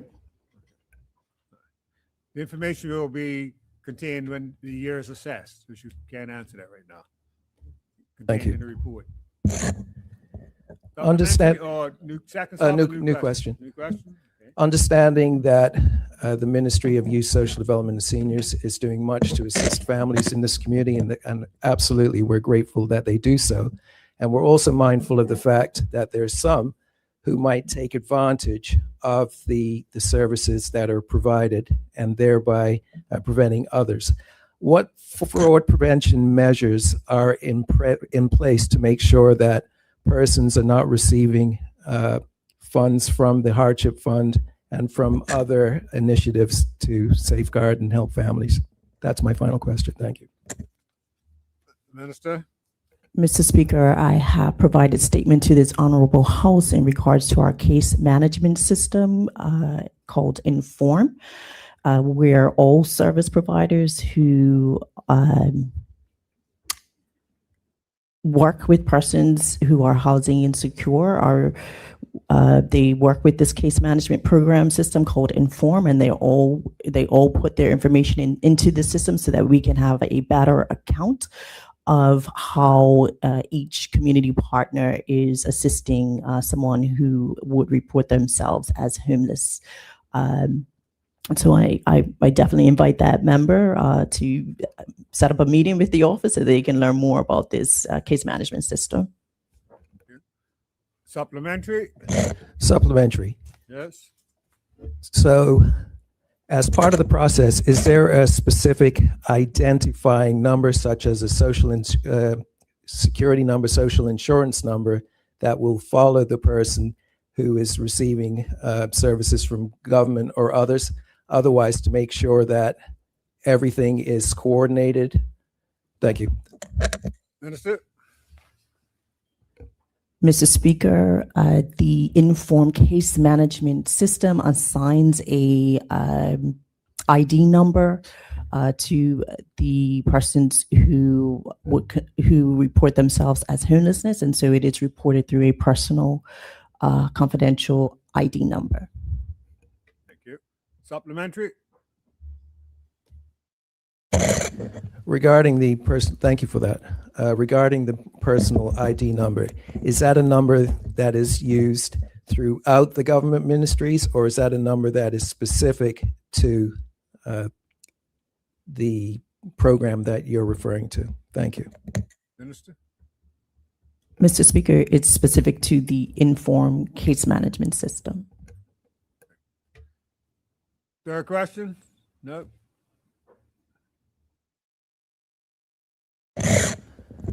Might the, final question. Just about your subs on that one. That's what's going to move you on to your third question. Yeah, thank you. Would the government consider using a specific identifying number for persons who are receiving government services just to ease coordination through service delivery and reception of services? Thank you. That's my final question. Mr. Speaker, we do also align the user or person's birth certificate number as we are helping Bermudians, Mr. Speaker. So we align their birth certificate number with their on the case management system. Okay, thank you. There are no further members who indicated questions for any other statements. However, the Minister of Tourism, Transport, and Sport has informed me that the information he was seeking for the member, he's found, and we've still got a few minutes left on the clock. Would you like to just provide the information? Thank you, Mr. Speaker, and thank you for giving me the opportunity to bring some clarity to the questions that were asked from the honorable member from the other side. As was stated in my statement, there will be a fee of $60 for all rustic sites, and that is when you are camping outside. The only change for that is that previously White's Island for a rustic site was $40. We've now streamlined the entire process, so across all islands, the rustic sites will be $60. So the increase only comes from White's Island for rustic sites. As far as dorms, Mr. Speaker, a significant work has been into these dorms. The dorms at the islands will be streamlined, and it will be an $85 charge. And that is an increase from $60. So $85 for the dormitory usage, and $60 for the rustic usage. Hope that brings clarity, Mr. Speaker. Thank you. So the increase is that the 60 was coming everywhere except for one island before. Yes. And now they're all even. It's now even 60 across the board for rustic, For rustic, and 60 was for the buildings, and now they're all 85. Thank you, Mr. Is Speaker. that clear enough, member? Thank you. Thank you for being so diligent in getting the answers for us so quickly, Minister. And for any other minister, junior minister who was supposed to seek answers, we'd like to have them as soon as you can forward it to the respective person who asked the question. With that said, members, we'll now move on.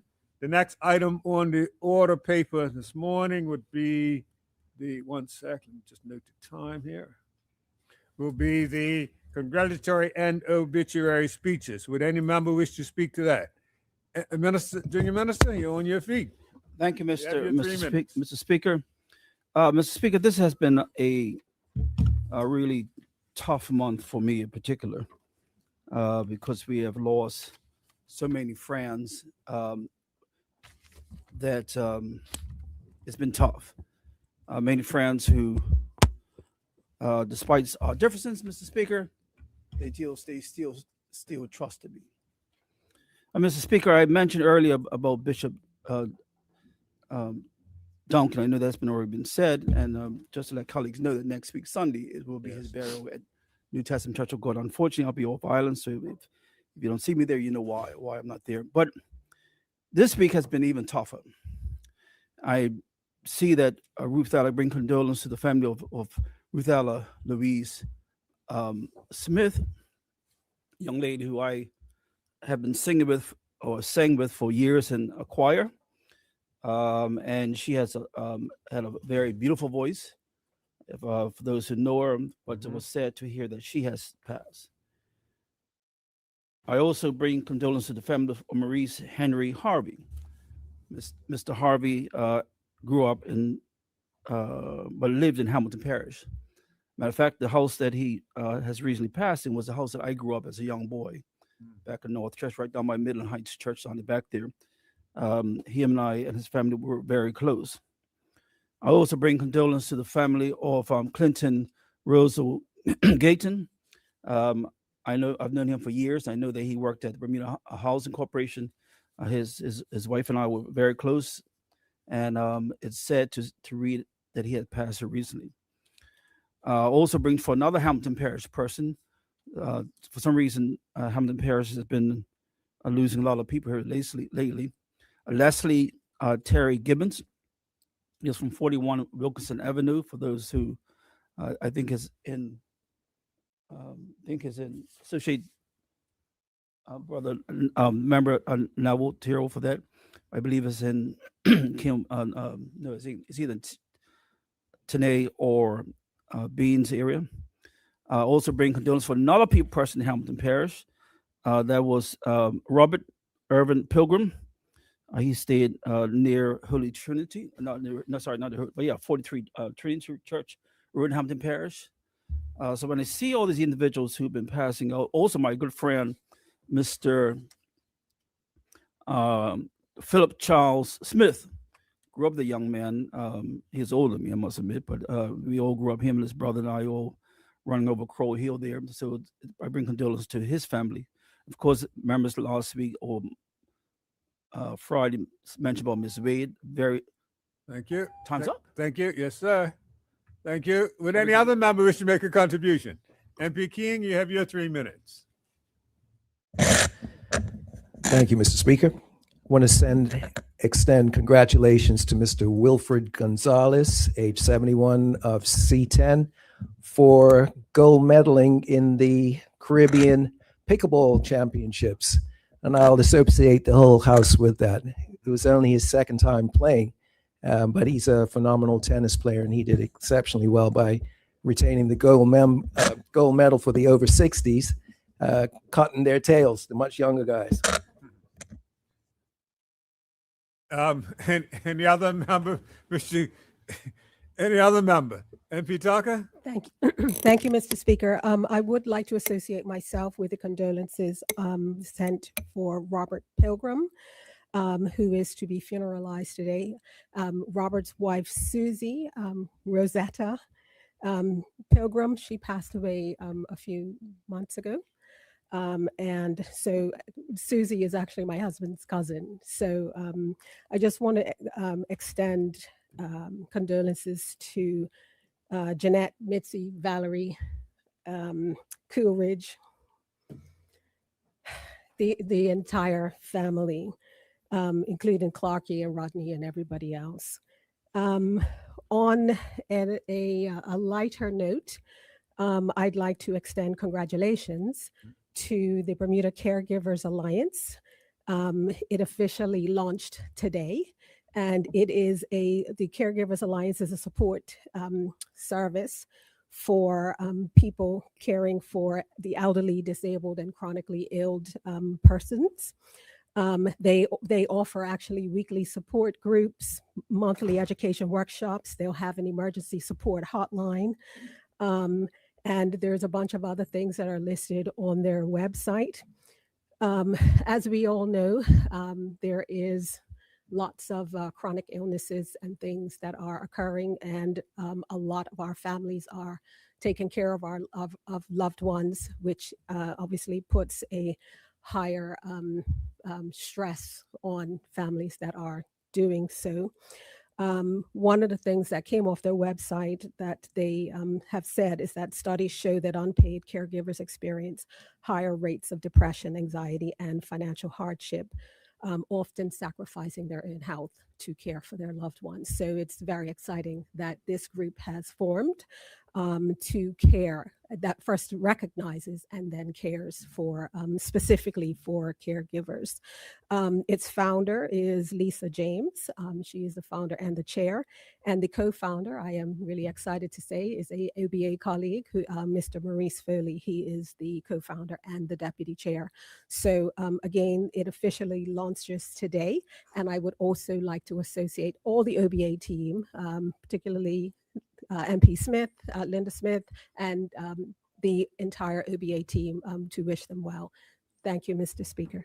Thank you. MP Famous, welcome back. Thank you, Mr. Speaker. Thank you, colleagues. Mr. Speaker, I wish to associate with the comments for Mr. Gayton. On behalf of the BAC, we had a board meeting the other day, and we started off with a moment of silence for Mr. Gayton, and several members spoke of their interaction with him. The overwhelming sentiment was that he was a consummate gentleman and a professional, a staunch Christian, Calvary Church. He was the property manager of the building that BAC currently is at. He was also a porn dog because one day I didn't know him. One day he stopped me and told me that his brother was my grandfather's godson. Mr. Speaker, I don't know. I'm called off some names, so I don't know if they were mentioned earlier, but if they were, I'll associate. Mr. Gary Asento of Devonshire, Hermitage Road, specifically a cousin to Sergeant at Arms. He was a master spray painter. Also, he was a very good painter. He did a lot of the bus stops that we have in Devonshire that look very clean. And overall, good man. He had a daughter, Gayrina, and several other family members, his life partner, Miss Dallas Swan. Also, Mr. Speaker, Mrs. Shirley James. She was the wife of the late Dr. Clarence James. She was also a resident of C11 in Devonshire. There was a write-up with her. I'm sure MP Swan will talk about her as a golfer. Yeah, it's been done before. Oh, okay, cool. But I say that in the sense that Miss Shirley James was always one that welcomed me in her home, showed me her paintings, and talked about how her efforts with Dr. Clarence James to help bring integration in Bermuda. I know this has been done already, but I wasn't here. So Miss Cheryl Ming Wade, originally of Devonshire, and it was a very good turnout yesterday for her. You know, Devonshire Church was overflowing. And finally, Mr. Speaker, Elliott School, a few weeks ago, they had a Black Excellence exhibition highlighting the contribution of Black Bermudians. And I want to thank them and Ms. Liverpool of Devonshire who spearheaded that. Thank you, Mr. Speaker. Thank you. Does any other member wish to make a contribution? MP DeCudo, you have your 3 minutes. Yes, thank you, Mr. Speaker. I would like to associate myself with the remarks for Mrs. James, and I'll leave it at that because I know Yeah, they were done. been spoken about eloquently. Sure. I would also like to associate myself with prior remarks on the sports award winners, Caitlin Bobb and Sebastian Kemp, particularly Sebastian, and to wish him well on what we hope will be his journey to the Olympic Games to represent our island among other athletes. And I would like to congratulate international cyclists Nick Narraway and Caden Hopkins for their 7th and 9th place finishes respectively at the 2026 Pan Am Road Cycling Champs in Colombia in the time trials. And those listening know that young Caden is only a month off of a crash and an injury, so I'm glad to see him back in the saddle and getting good results. So thank you very much, Mr. Thank you. Speaker. Does any other member wish to make a contribution? MP Robertson. Yes, thank you, Mr. Speaker. I'd first like to associate with previous congratulations given in this host to the Bermuda Lawn Tennis Association. I wanted to congratulate my constituent, Michael Wolf, who is the president, for his great work that he is doing. I'm not going to go too much into it as has already been done. And neighbor of my opposition leader. Yes, you can't forget that. But also just to shift gears to give condolences, and I'll associate the member from C31 on this, which is for Thomas Bongi Brown, as we know him, and he is, in my humble opinion, one of my favorite family members. And he has recently passed away, and I wanted to give my condolences to his children, and I'll associate the member from C7, Robin Taco, on this. The family is pretty torn up about it, and obviously with somebody who has such a large personality and was always the life of the party, it's always said when you see them deteriorate in a sense and pass on. So I wish peace and everything to the family, and I just wanted to stand up and have him recognized today. Thank you, Mr. Speaker. Does any other member wish? MP Swan. Yes, Mr. Speaker, I would like to be associated with the condolences to Bongi. Growing up as a 16, 17-year-old, going out to clubs and stuff, nobody could cut a rug better than Bongi or Glenn Bearston. They were the best of the best. Those guys could have gone on and did it professionally. They could dance. When they got on the floor, people just stood and watched. Rosetta from Don Whitehill was in that crowd as well. And just looking at Bongi's picture, I just felt compelled to share how gifted. That's a gift that he certainly had, and that personality that the member from Southampton spoke of, knowing as a young man, he embraced it on the dance floor. So as one that watched him and admired him growing up, I just pray that he rests in peace and is dancing. Thank you. Yeah. Does any other member wish to make a contribution? None other? Before we move on, I'd just like to add my remarks to those that are expressed by Junior Minister Furber regarding to Ruth Alice Smith. I've known Ruth Alice since 50 odd years ago, 1956, 1970, when we both started Berkeley together. She was my classmate throughout my time at Berkeley, and the personality we knew today was how she was then. She was always such a kind and sweet person. Yes, she did have a voice, and I've heard her sing often, so that voice will be missed, but her presence itself will definitely be missed amongst her family, her friends, and on behalf of my class, I'd like to extend our condolences to her family. With those remarks, we'll move on. The next item on the order paper this morning is the matters of privilege. There are none. Personal explanations. There are none. Notice of motions for the adjournment of the House on matters of urgent public importance. There are none. Introduction of bills. There's one bill to be introduced this morning by the Minister of Home Affairs. Minister? Good morning again, Mr. Speaker. I'm introducing the following bill for its first reading so that it may be placed on the order paper for the next day of meeting. The Cost of Living Amendment Act 2026. Thank you. No other bills? Notice of motions, there are none. It now takes us to the orders of the day, and the first order today is the second reading of the Customs Tariff Amendment Act 2026 in the name of the Junior Minister of Finance. Junior Minister? Thank you, Mr. Speaker. With the governor's recommendation, I move that the bill entitled Customs Tariff Amendment Act 2026 be now read the second time. Are there any objections to that? There are none. Continue, Junior Minister. I move that the bill entitled the Customs Tariff Amendment Act 2026 be now read the second time. Go ahead.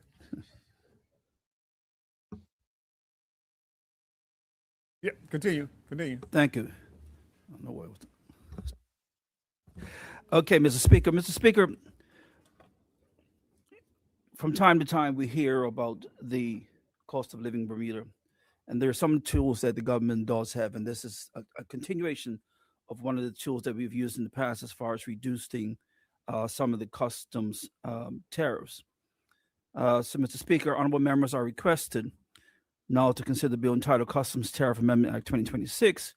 The bill proposes to amend Customs Tariff 1970, the Principal Act, with measures that lower the duty rate on building materials and supplies, eliminate customs duty on selected motor vehicle parts, lower the duty rate on selected goods deemed to be essential commodities, lower the duty rate on fresh flowers, eliminate customs duty for diesel and fuel oils used by Balco for the production of electricity, introduce duty relief for goods for local professional instrumentalists, and introduce duty relief for goods for participants in the Bermuda Day Parade. The measures of the bill affected both the first schedule and the fifth schedule to the Principal Act. This legislation is a primary tool in this government's mission to lower the cost of living and stimulate economic development by reducing the duty on imported goods. This bill builds upon the $3.9 million in duty savings realized between July 1st, 2025 and January 31st, 2026 for building materials. Expended relief. The bill introduces a relief for an additional 5 tariff codes. This expansion specifically targets electrical equipment and optical fiber cabling. These measures are projected to deliver $397,000 in additional cost relief for both residents and contractors. Mr. Speaker, there has been a need to provide absolute context regarding the government's pledge in the budget statement 2026 that duties will be eliminated on all motor vehicle parts, compared against the corresponding statement in the budget's brief 2025-26 to provide wide-range reliefs on parts and supplies. Mr. Speaker, the need for this duty relief initiative was in recognition of the strain that vehicles' repair costs can place on families and businesses. To that end, this government wanted to encompass as broad of a range of products as possible for motor vehicles of Chapter 87 of the Customs Tariff, namely motor cars, trucks, buses, and motorcycles. Mr. Speaker, this meant that all motor vehicle parts referenced was to capture those parts that were specifically provided in Chapter 87. This means that the parts must be identifiable as being suitable for use solely or principally with the vehicles of Chapter 87. Also, the parts must be excluded due to any provisions of notes to Section 17 of the Customs Tariff. These parts are classified to headings of Chapter 87. Heading 87.08, which are four-wheel vehicles. This heading covers parts and accessories for motor vehicles of headings 87.01 to 87.05, generally four-wheel vehicles, which I mentioned. The parts classified to this heading include bumpers, windscreens, brakes, gearboxes, drive axles, suspension systems, radiators, mufflers, clutches, steering wheels, as well as other items. Heading 87.14, two-wheel and specialty. This covers parts and accessories for motorcycles, bicycles, and wheelchairs, heading 8711 to 8713. The parts classified to this heading includes frames, forks, wheel rims, spokes, hubs, brakes, seats, as well as other items. Mr. Speaker, besides the grand goods falling to heading 8708 and headings 8714, this government also wants to ensure that other items that are clearly identifiable as motor vehicle parts, which are spread throughout the customs tariff, would also benefit from relief. Goods such as tires, complete engines, transmission, shafts, gears were captured by the duty relief in 2025. Mr. Speaker, I wish to clear that while the vast majority of motor vehicle parts are duty-free, not all motor vehicle parts can be imported duty-free. And let me explain. Many items that might be used as motor vehicles parts are considered parts of general use. That covers such items as nuts, screws, bolts that can be used for all types of purposes, not just on motor vehicles. Similarly, other goods of supply nature, such as batteries and spark plugs, cannot be demonstrated at the point of import to be used solely or principally for motor vehicles or Chapter 87. Mr. Speaker, the duty relief introduced in 2025 for motor vehicle parts covered goods for 65 different tariffs codes that have resulted in duty savings of $2.7 million today. This bill will build upon reliefs introduced in 2025 by adding 12 additional tariff codes covering pumps, filters, cabling, and ignition equipment. Based on the prior year's data, this will reduce costs by a further $497,000. Mr. Speaker, after adding the additional parts in this year's amendment, the list is considered complete, and we will review other things from time to time. The government is significantly expanding the basket of essential goods to protect household budgets. Since 2022, the Essential Commodities Initiative has saved Bermudians $11.9 million. There are some new food items. The 0% duty rate now applies to staple, including fish, seafood, meats, fruits, and vegetables.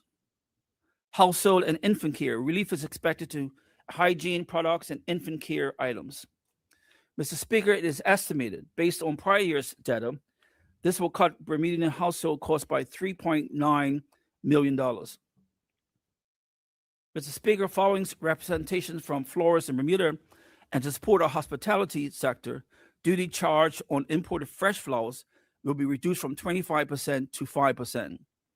This reduction in duty rate will impact on 6 tariff codes, and based on prior year's import data, will result in duty savings of $224,000. Community and cultural support. Mr. Speaker, I now return to the measures of the bill affecting the fifth schedule to the Principal Act. In an effort to assist Bermuda-based musicians, this bill seeks to provide 100% end-use duty relief on instruments that need to be purchased and imported from abroad by local professional instrumentalists. Eligible goods under this relief must also be used by local professional instrumentalists, which means an islander who plays or teaches other persons to play a musical instrument for consideration. 100% zero duty. Mr. Speaker, one of the most cherished public holidays during the year, both for residents and visitors, in the annual Bermuda Day Parade, featuring dance groups, bands, majorettes, decorative floats, and gunbane troops. This event has also been impacted by the rising cost of living and price of materials and customs for the event continue to increase. As part of the customs and materials are imported, as many of the customs and materials are imported, participants might pay the duty on these imports. The the Honorable Member Owen consulted with the Ministry of Finance in an effort to see if duty relief could be made available in order to assist participants in the Bermuda Day Parade. Mr. Speaker, this bill seeks to provide 100% end-use duty relief on the customs and accessories, together with customs and float-making materials for participants in the Bermuda Day Parade. However, the duty relief does not extend to vehicles or tools. The eligible goods must be introduced for the use of actual participants in the Bermuda Day Parade and must be put in that use. I'm sure the minister will work with the participants on how actually to apply and get things done. Mr. Speaker, the bill proposed to amend the use CPC 4703 and CP 4705. The bill eliminates the final 4 cents per liter of customs duty on diesel and fuel oils used by Belco for electricity products. Total tax removal, Mr. Speaker, as you are aware, a concessionary duty rate has existed on diesel and fuel oils used by Belco to produce electricity for over 40 years. For the majority of that time, the rate duty was 9.5 cents per liter. In April 2015, the duty rate was amended by the One Bermuda Alliance government to 14.5%. This was then followed in April 2016 by a further increase in the rate to 20 cents per liter by the One Bermuda Alliance. Mr. Speaker, you will recall that in July of 2024, this government initiated the first reduction to the tax by 60% to 8% per liter. Then in July of 2025, the tax was further reduced to just 4 cents per liter, an 80% reduction in the tax since 2023. This bill proposed to remove the remaining 4 cents per liter on that tax. Household savings, this elimination has saved the average household $375 per year. The revenue impacted by this particular decision will reduce customs revenue by $2.2 million. Just to summarize some of the impact, Mr. Speaker, is that building materials, which is 5 additional tariff codes, will reduce the duty by $397,000. Motor vehicle parts, which will affect 12 additional tariff codes, will have savings impact on the community for $497,000.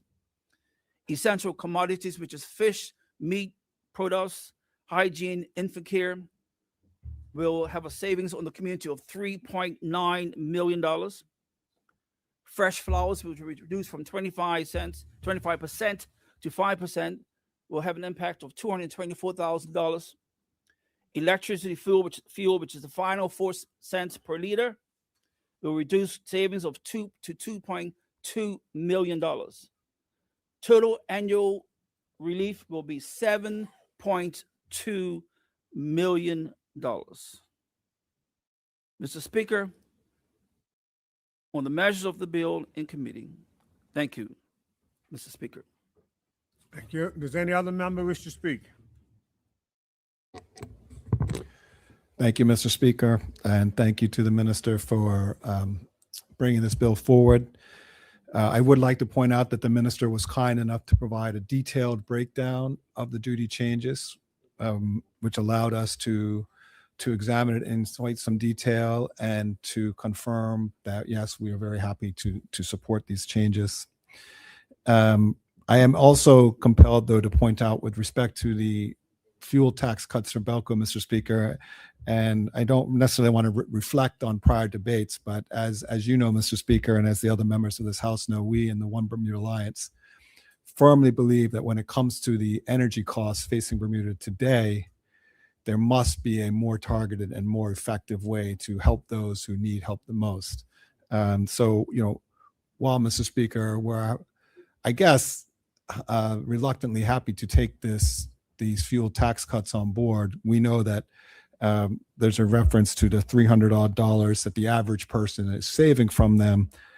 many people who don't actually need the relief will be saving much more money than that. And there are those out there who could be saving much more money.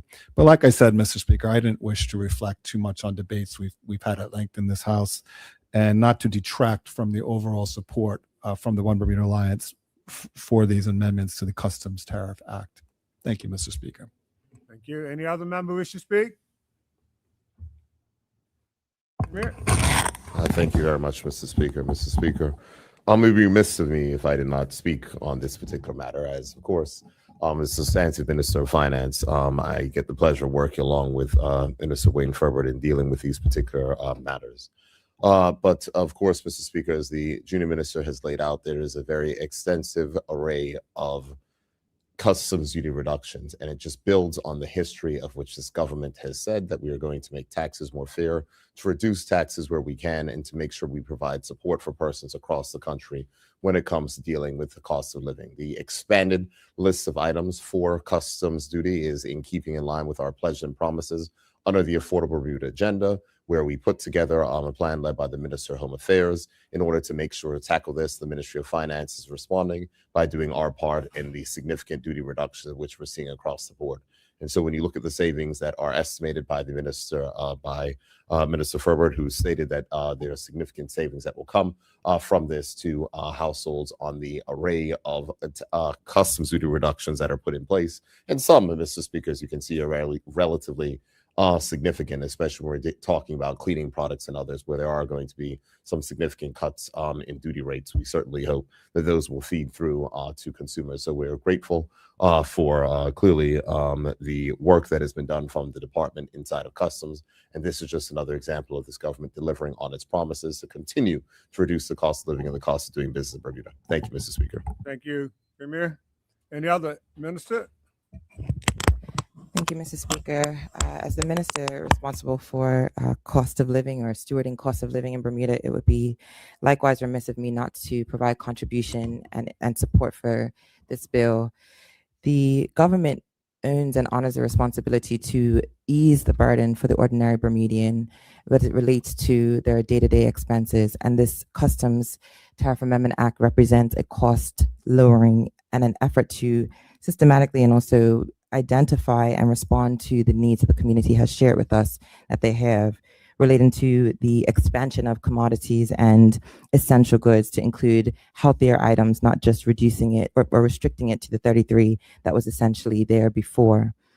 Mr. Speaker, this also represents an opportunity to lower the electricity cost for Bermudian families, noting that in a day where everyone is on their phones, everyone's on technology, and the increased demand that we have on technology to provide not only clarity for students who are needing to use a computer to do their homework, it likewise needs power in order to ensure that they can get access to the websites and resources that they may need. And so while the government does not control the entire electricity sector, what it can do and what this act demonstrates, this amendment demonstrates, is that when the public expresses a concern, this government, Mr. Speaker, has been focused in its response to their specific concerns. And so the 4% does represent part of the solution, recognizing that there are some laws that have been structurally not benefiting Bermuda, and specifically to what and how the government can work with the private sector to address relating to all essential goods, quite frankly. And so the government is in support, I am in support of this bill, noting what it does for Bermudians. It also addresses a cultural pillar, which means that the experience, not only their cost, but the experience that Bermuda is having in terms of their way of life and the way that we are going to be able to, in the upcoming May 24th celebration, have greater contribution to culture. And so I do honor the intentionality behind it and what it will do for quality of life here in Bermuda. And so we recognize that families should not have to be rationing and feeling as though they are battling between what they can do to have a meaningful life and also have essentials for their homes. And so I honor the addition and expansion, the Breastfeeding Association, Mr. Speaker, had reached out to have support for the addition of breast pumps, noting that we had previously had formula on the essential goods. And so I'm pleased that we have today also included that in response to what they shared as a need and a concern through their advocacy. And so I do recognize that, this is not a silver bullet, but it does demonstrate that this government is committed to easing the burdens for families, responding to the concerns that are raised by those in the community, and is willing to not create a greater burden, but rather reduce it in support of their needs. Thank you, Mr. Speaker. Thank you. Does any other member wish to make a contribution? Minister Aylward? Good morning, Mr. Speaker. Morning. Mr. Speaker, I'm pleased to lend my support to this bill. I thank the Junior Minister, the Honorable Wayne Farbett, for bringing this bill to the floor of the House, and the Minister of Finance, the Honorable David Bart, for ensuring that we continue to progress initiatives that actually lower the cost of living and the cost of doing business in Bermuda. Mr. Speaker, we hear over and over again that Bermuda is one of the most expensive places in the world to live. We hear over and over that there are things that need to be done to reduce the economic stress on businesses and families. And Mr. Speaker, today is a policy measure, changes to law, that is directly in response to that. In alignment with all the other things that we have heard during the budget process that would actually increase individuals' purchasing power and reduce the cost of doing business in Bermuda, this is another direct measure. The reduction of customs fees for targeted and selected items. I don't get the argument when persons say this is not targeted. If you reduce the customs duty on all of the participants in the May 24th parade, you can't get more targeted than that. Mr. Speaker, as a former participant in the May 24th parade, this parade is probably one of the most culturally significant events we have, close to Cut Match, where the entire community comes out to enjoy. But oftentimes we hear the plight of dance groups and participants in the parade struggling to generate the necessary funds so that they can fully participate. And so this is a direct result that would help from young to old in our community. And hopefully we now see where we're easing the burden on parents who want to ensure that their children participate in the parade, but also community groups that want to actively participate in the parade. Oftentimes when I meet with the business community, Mr. Speaker, the challenges of the cost of doing business in Bermuda continues to rear its head. And as a result of that, we continuously advocate policy initiatives that ultimately reduce the cost of those individuals participating in our economy. And you see today direct measures that will benefit businesses operating in Bermuda. Both large and small businesses will benefit from the changes that we are making today. The changes we are making today are deliberate, they are precise, and they will ultimately benefit the community as a whole. But when we start to talk about households, one of the largest expenditure items after rent is utility. And we are making a direct effort to reduce utility. Another large expenditure is around food items. And we have been making meaningful effort to continue to reduce the price of goods in our grocery stores. Mr. Speaker, it has to be seen today that the government continues to make deliberate efforts to support the people of Bermuda. All residents of Bermuda will benefit from our changes. We talk about the challenge with the affordability of housing. So as a response to that, we're lowering duty rates on building materials and supplies. Mr. Speaker, we know that most families to function in Bermuda adequately, you need some sort of motor vehicle. But we know the cost of maintenance and upkeep to those vehicles. So as a response to that, we are eliminating custom duty on selected motor vehicle parts. Hopefully, when you go get your car serviced, then you see that bill, you see a reduced rate because of efforts that we have put in place as a government. We talk about essential commodities, and we know the work that the minister responsible for Home Affairs is actually doing to ensure that we have a more affordable Bermuda. And this is one measure that supports those particular efforts. Ensuring that there is a supply of adequate, essential goods that households can purchase, that remain affordable, that progress lower than the rate of inflation. Mr. Speaker, every month individuals look at their Belco bill. Some months are better than others, but most months are painful.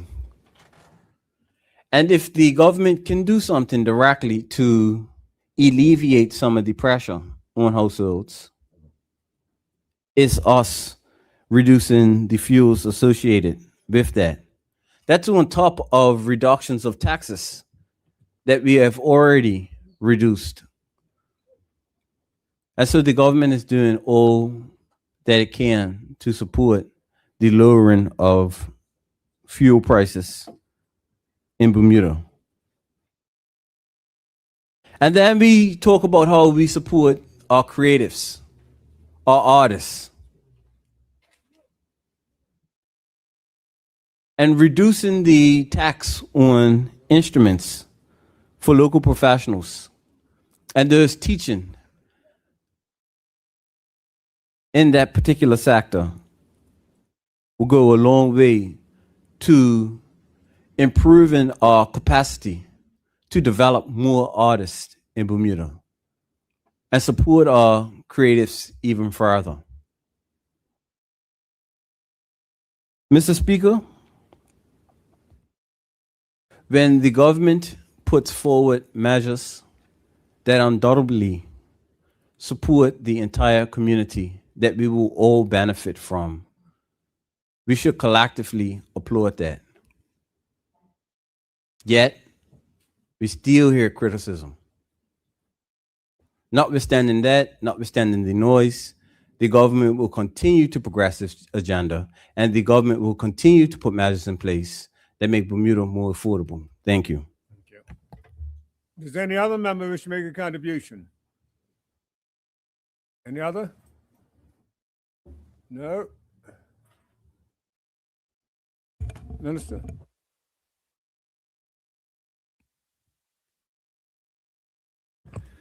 Thank you, Speaker. Mr. Speaker, I move that the bill be committed.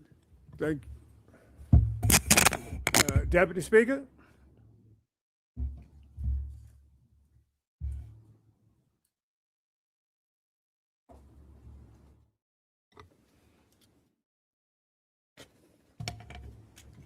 Thank you.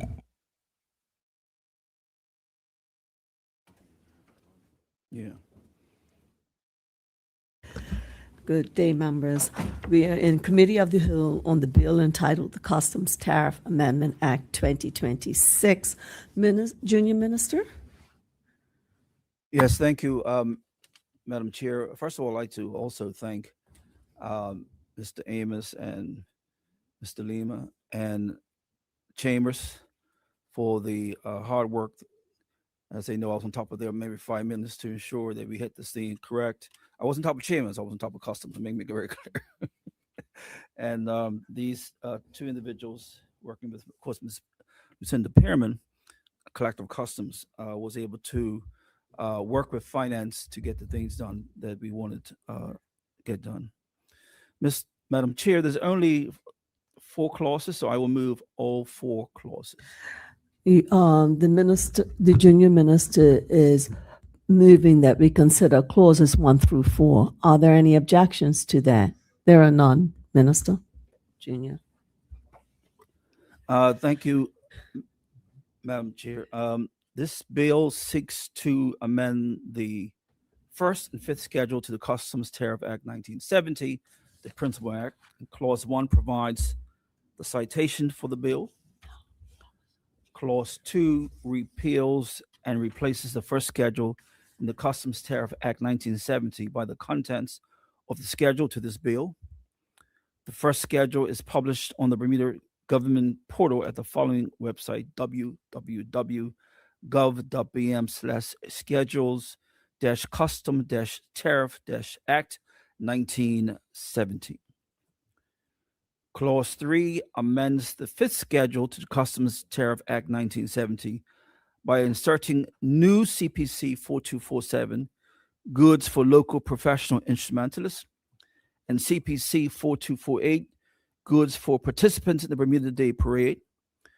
Clause 3 also amends the fifth schedule by amending the duty rate in both CPC 4703, goods of tariff code 2710-192, which is diesel, and CPC 4705, goods of tariff code 2710-.194, fuel oil. Clause 4 provides the commencement of the bill.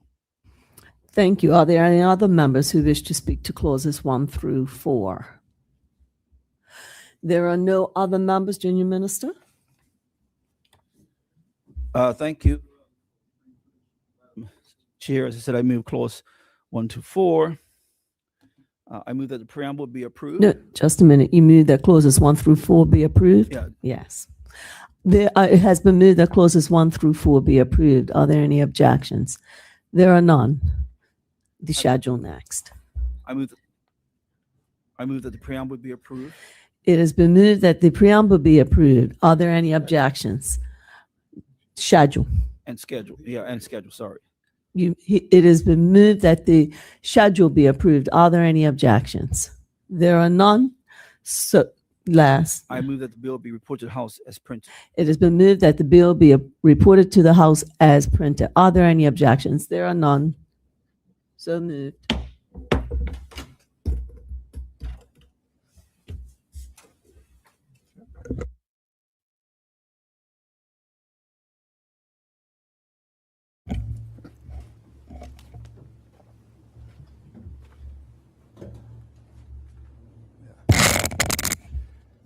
Members, are there any objections to the bill entitled the Customs Tariff Amendment Act 2026 being reported to the House as printed? There are none. The bill has been reported as printed.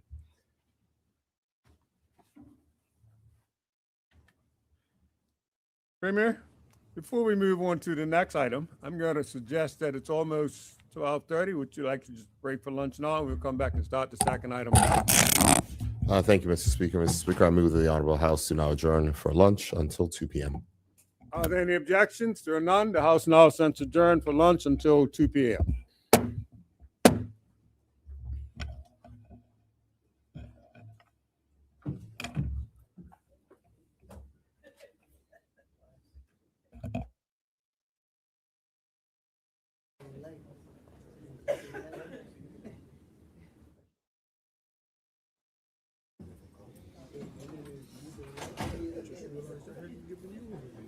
It says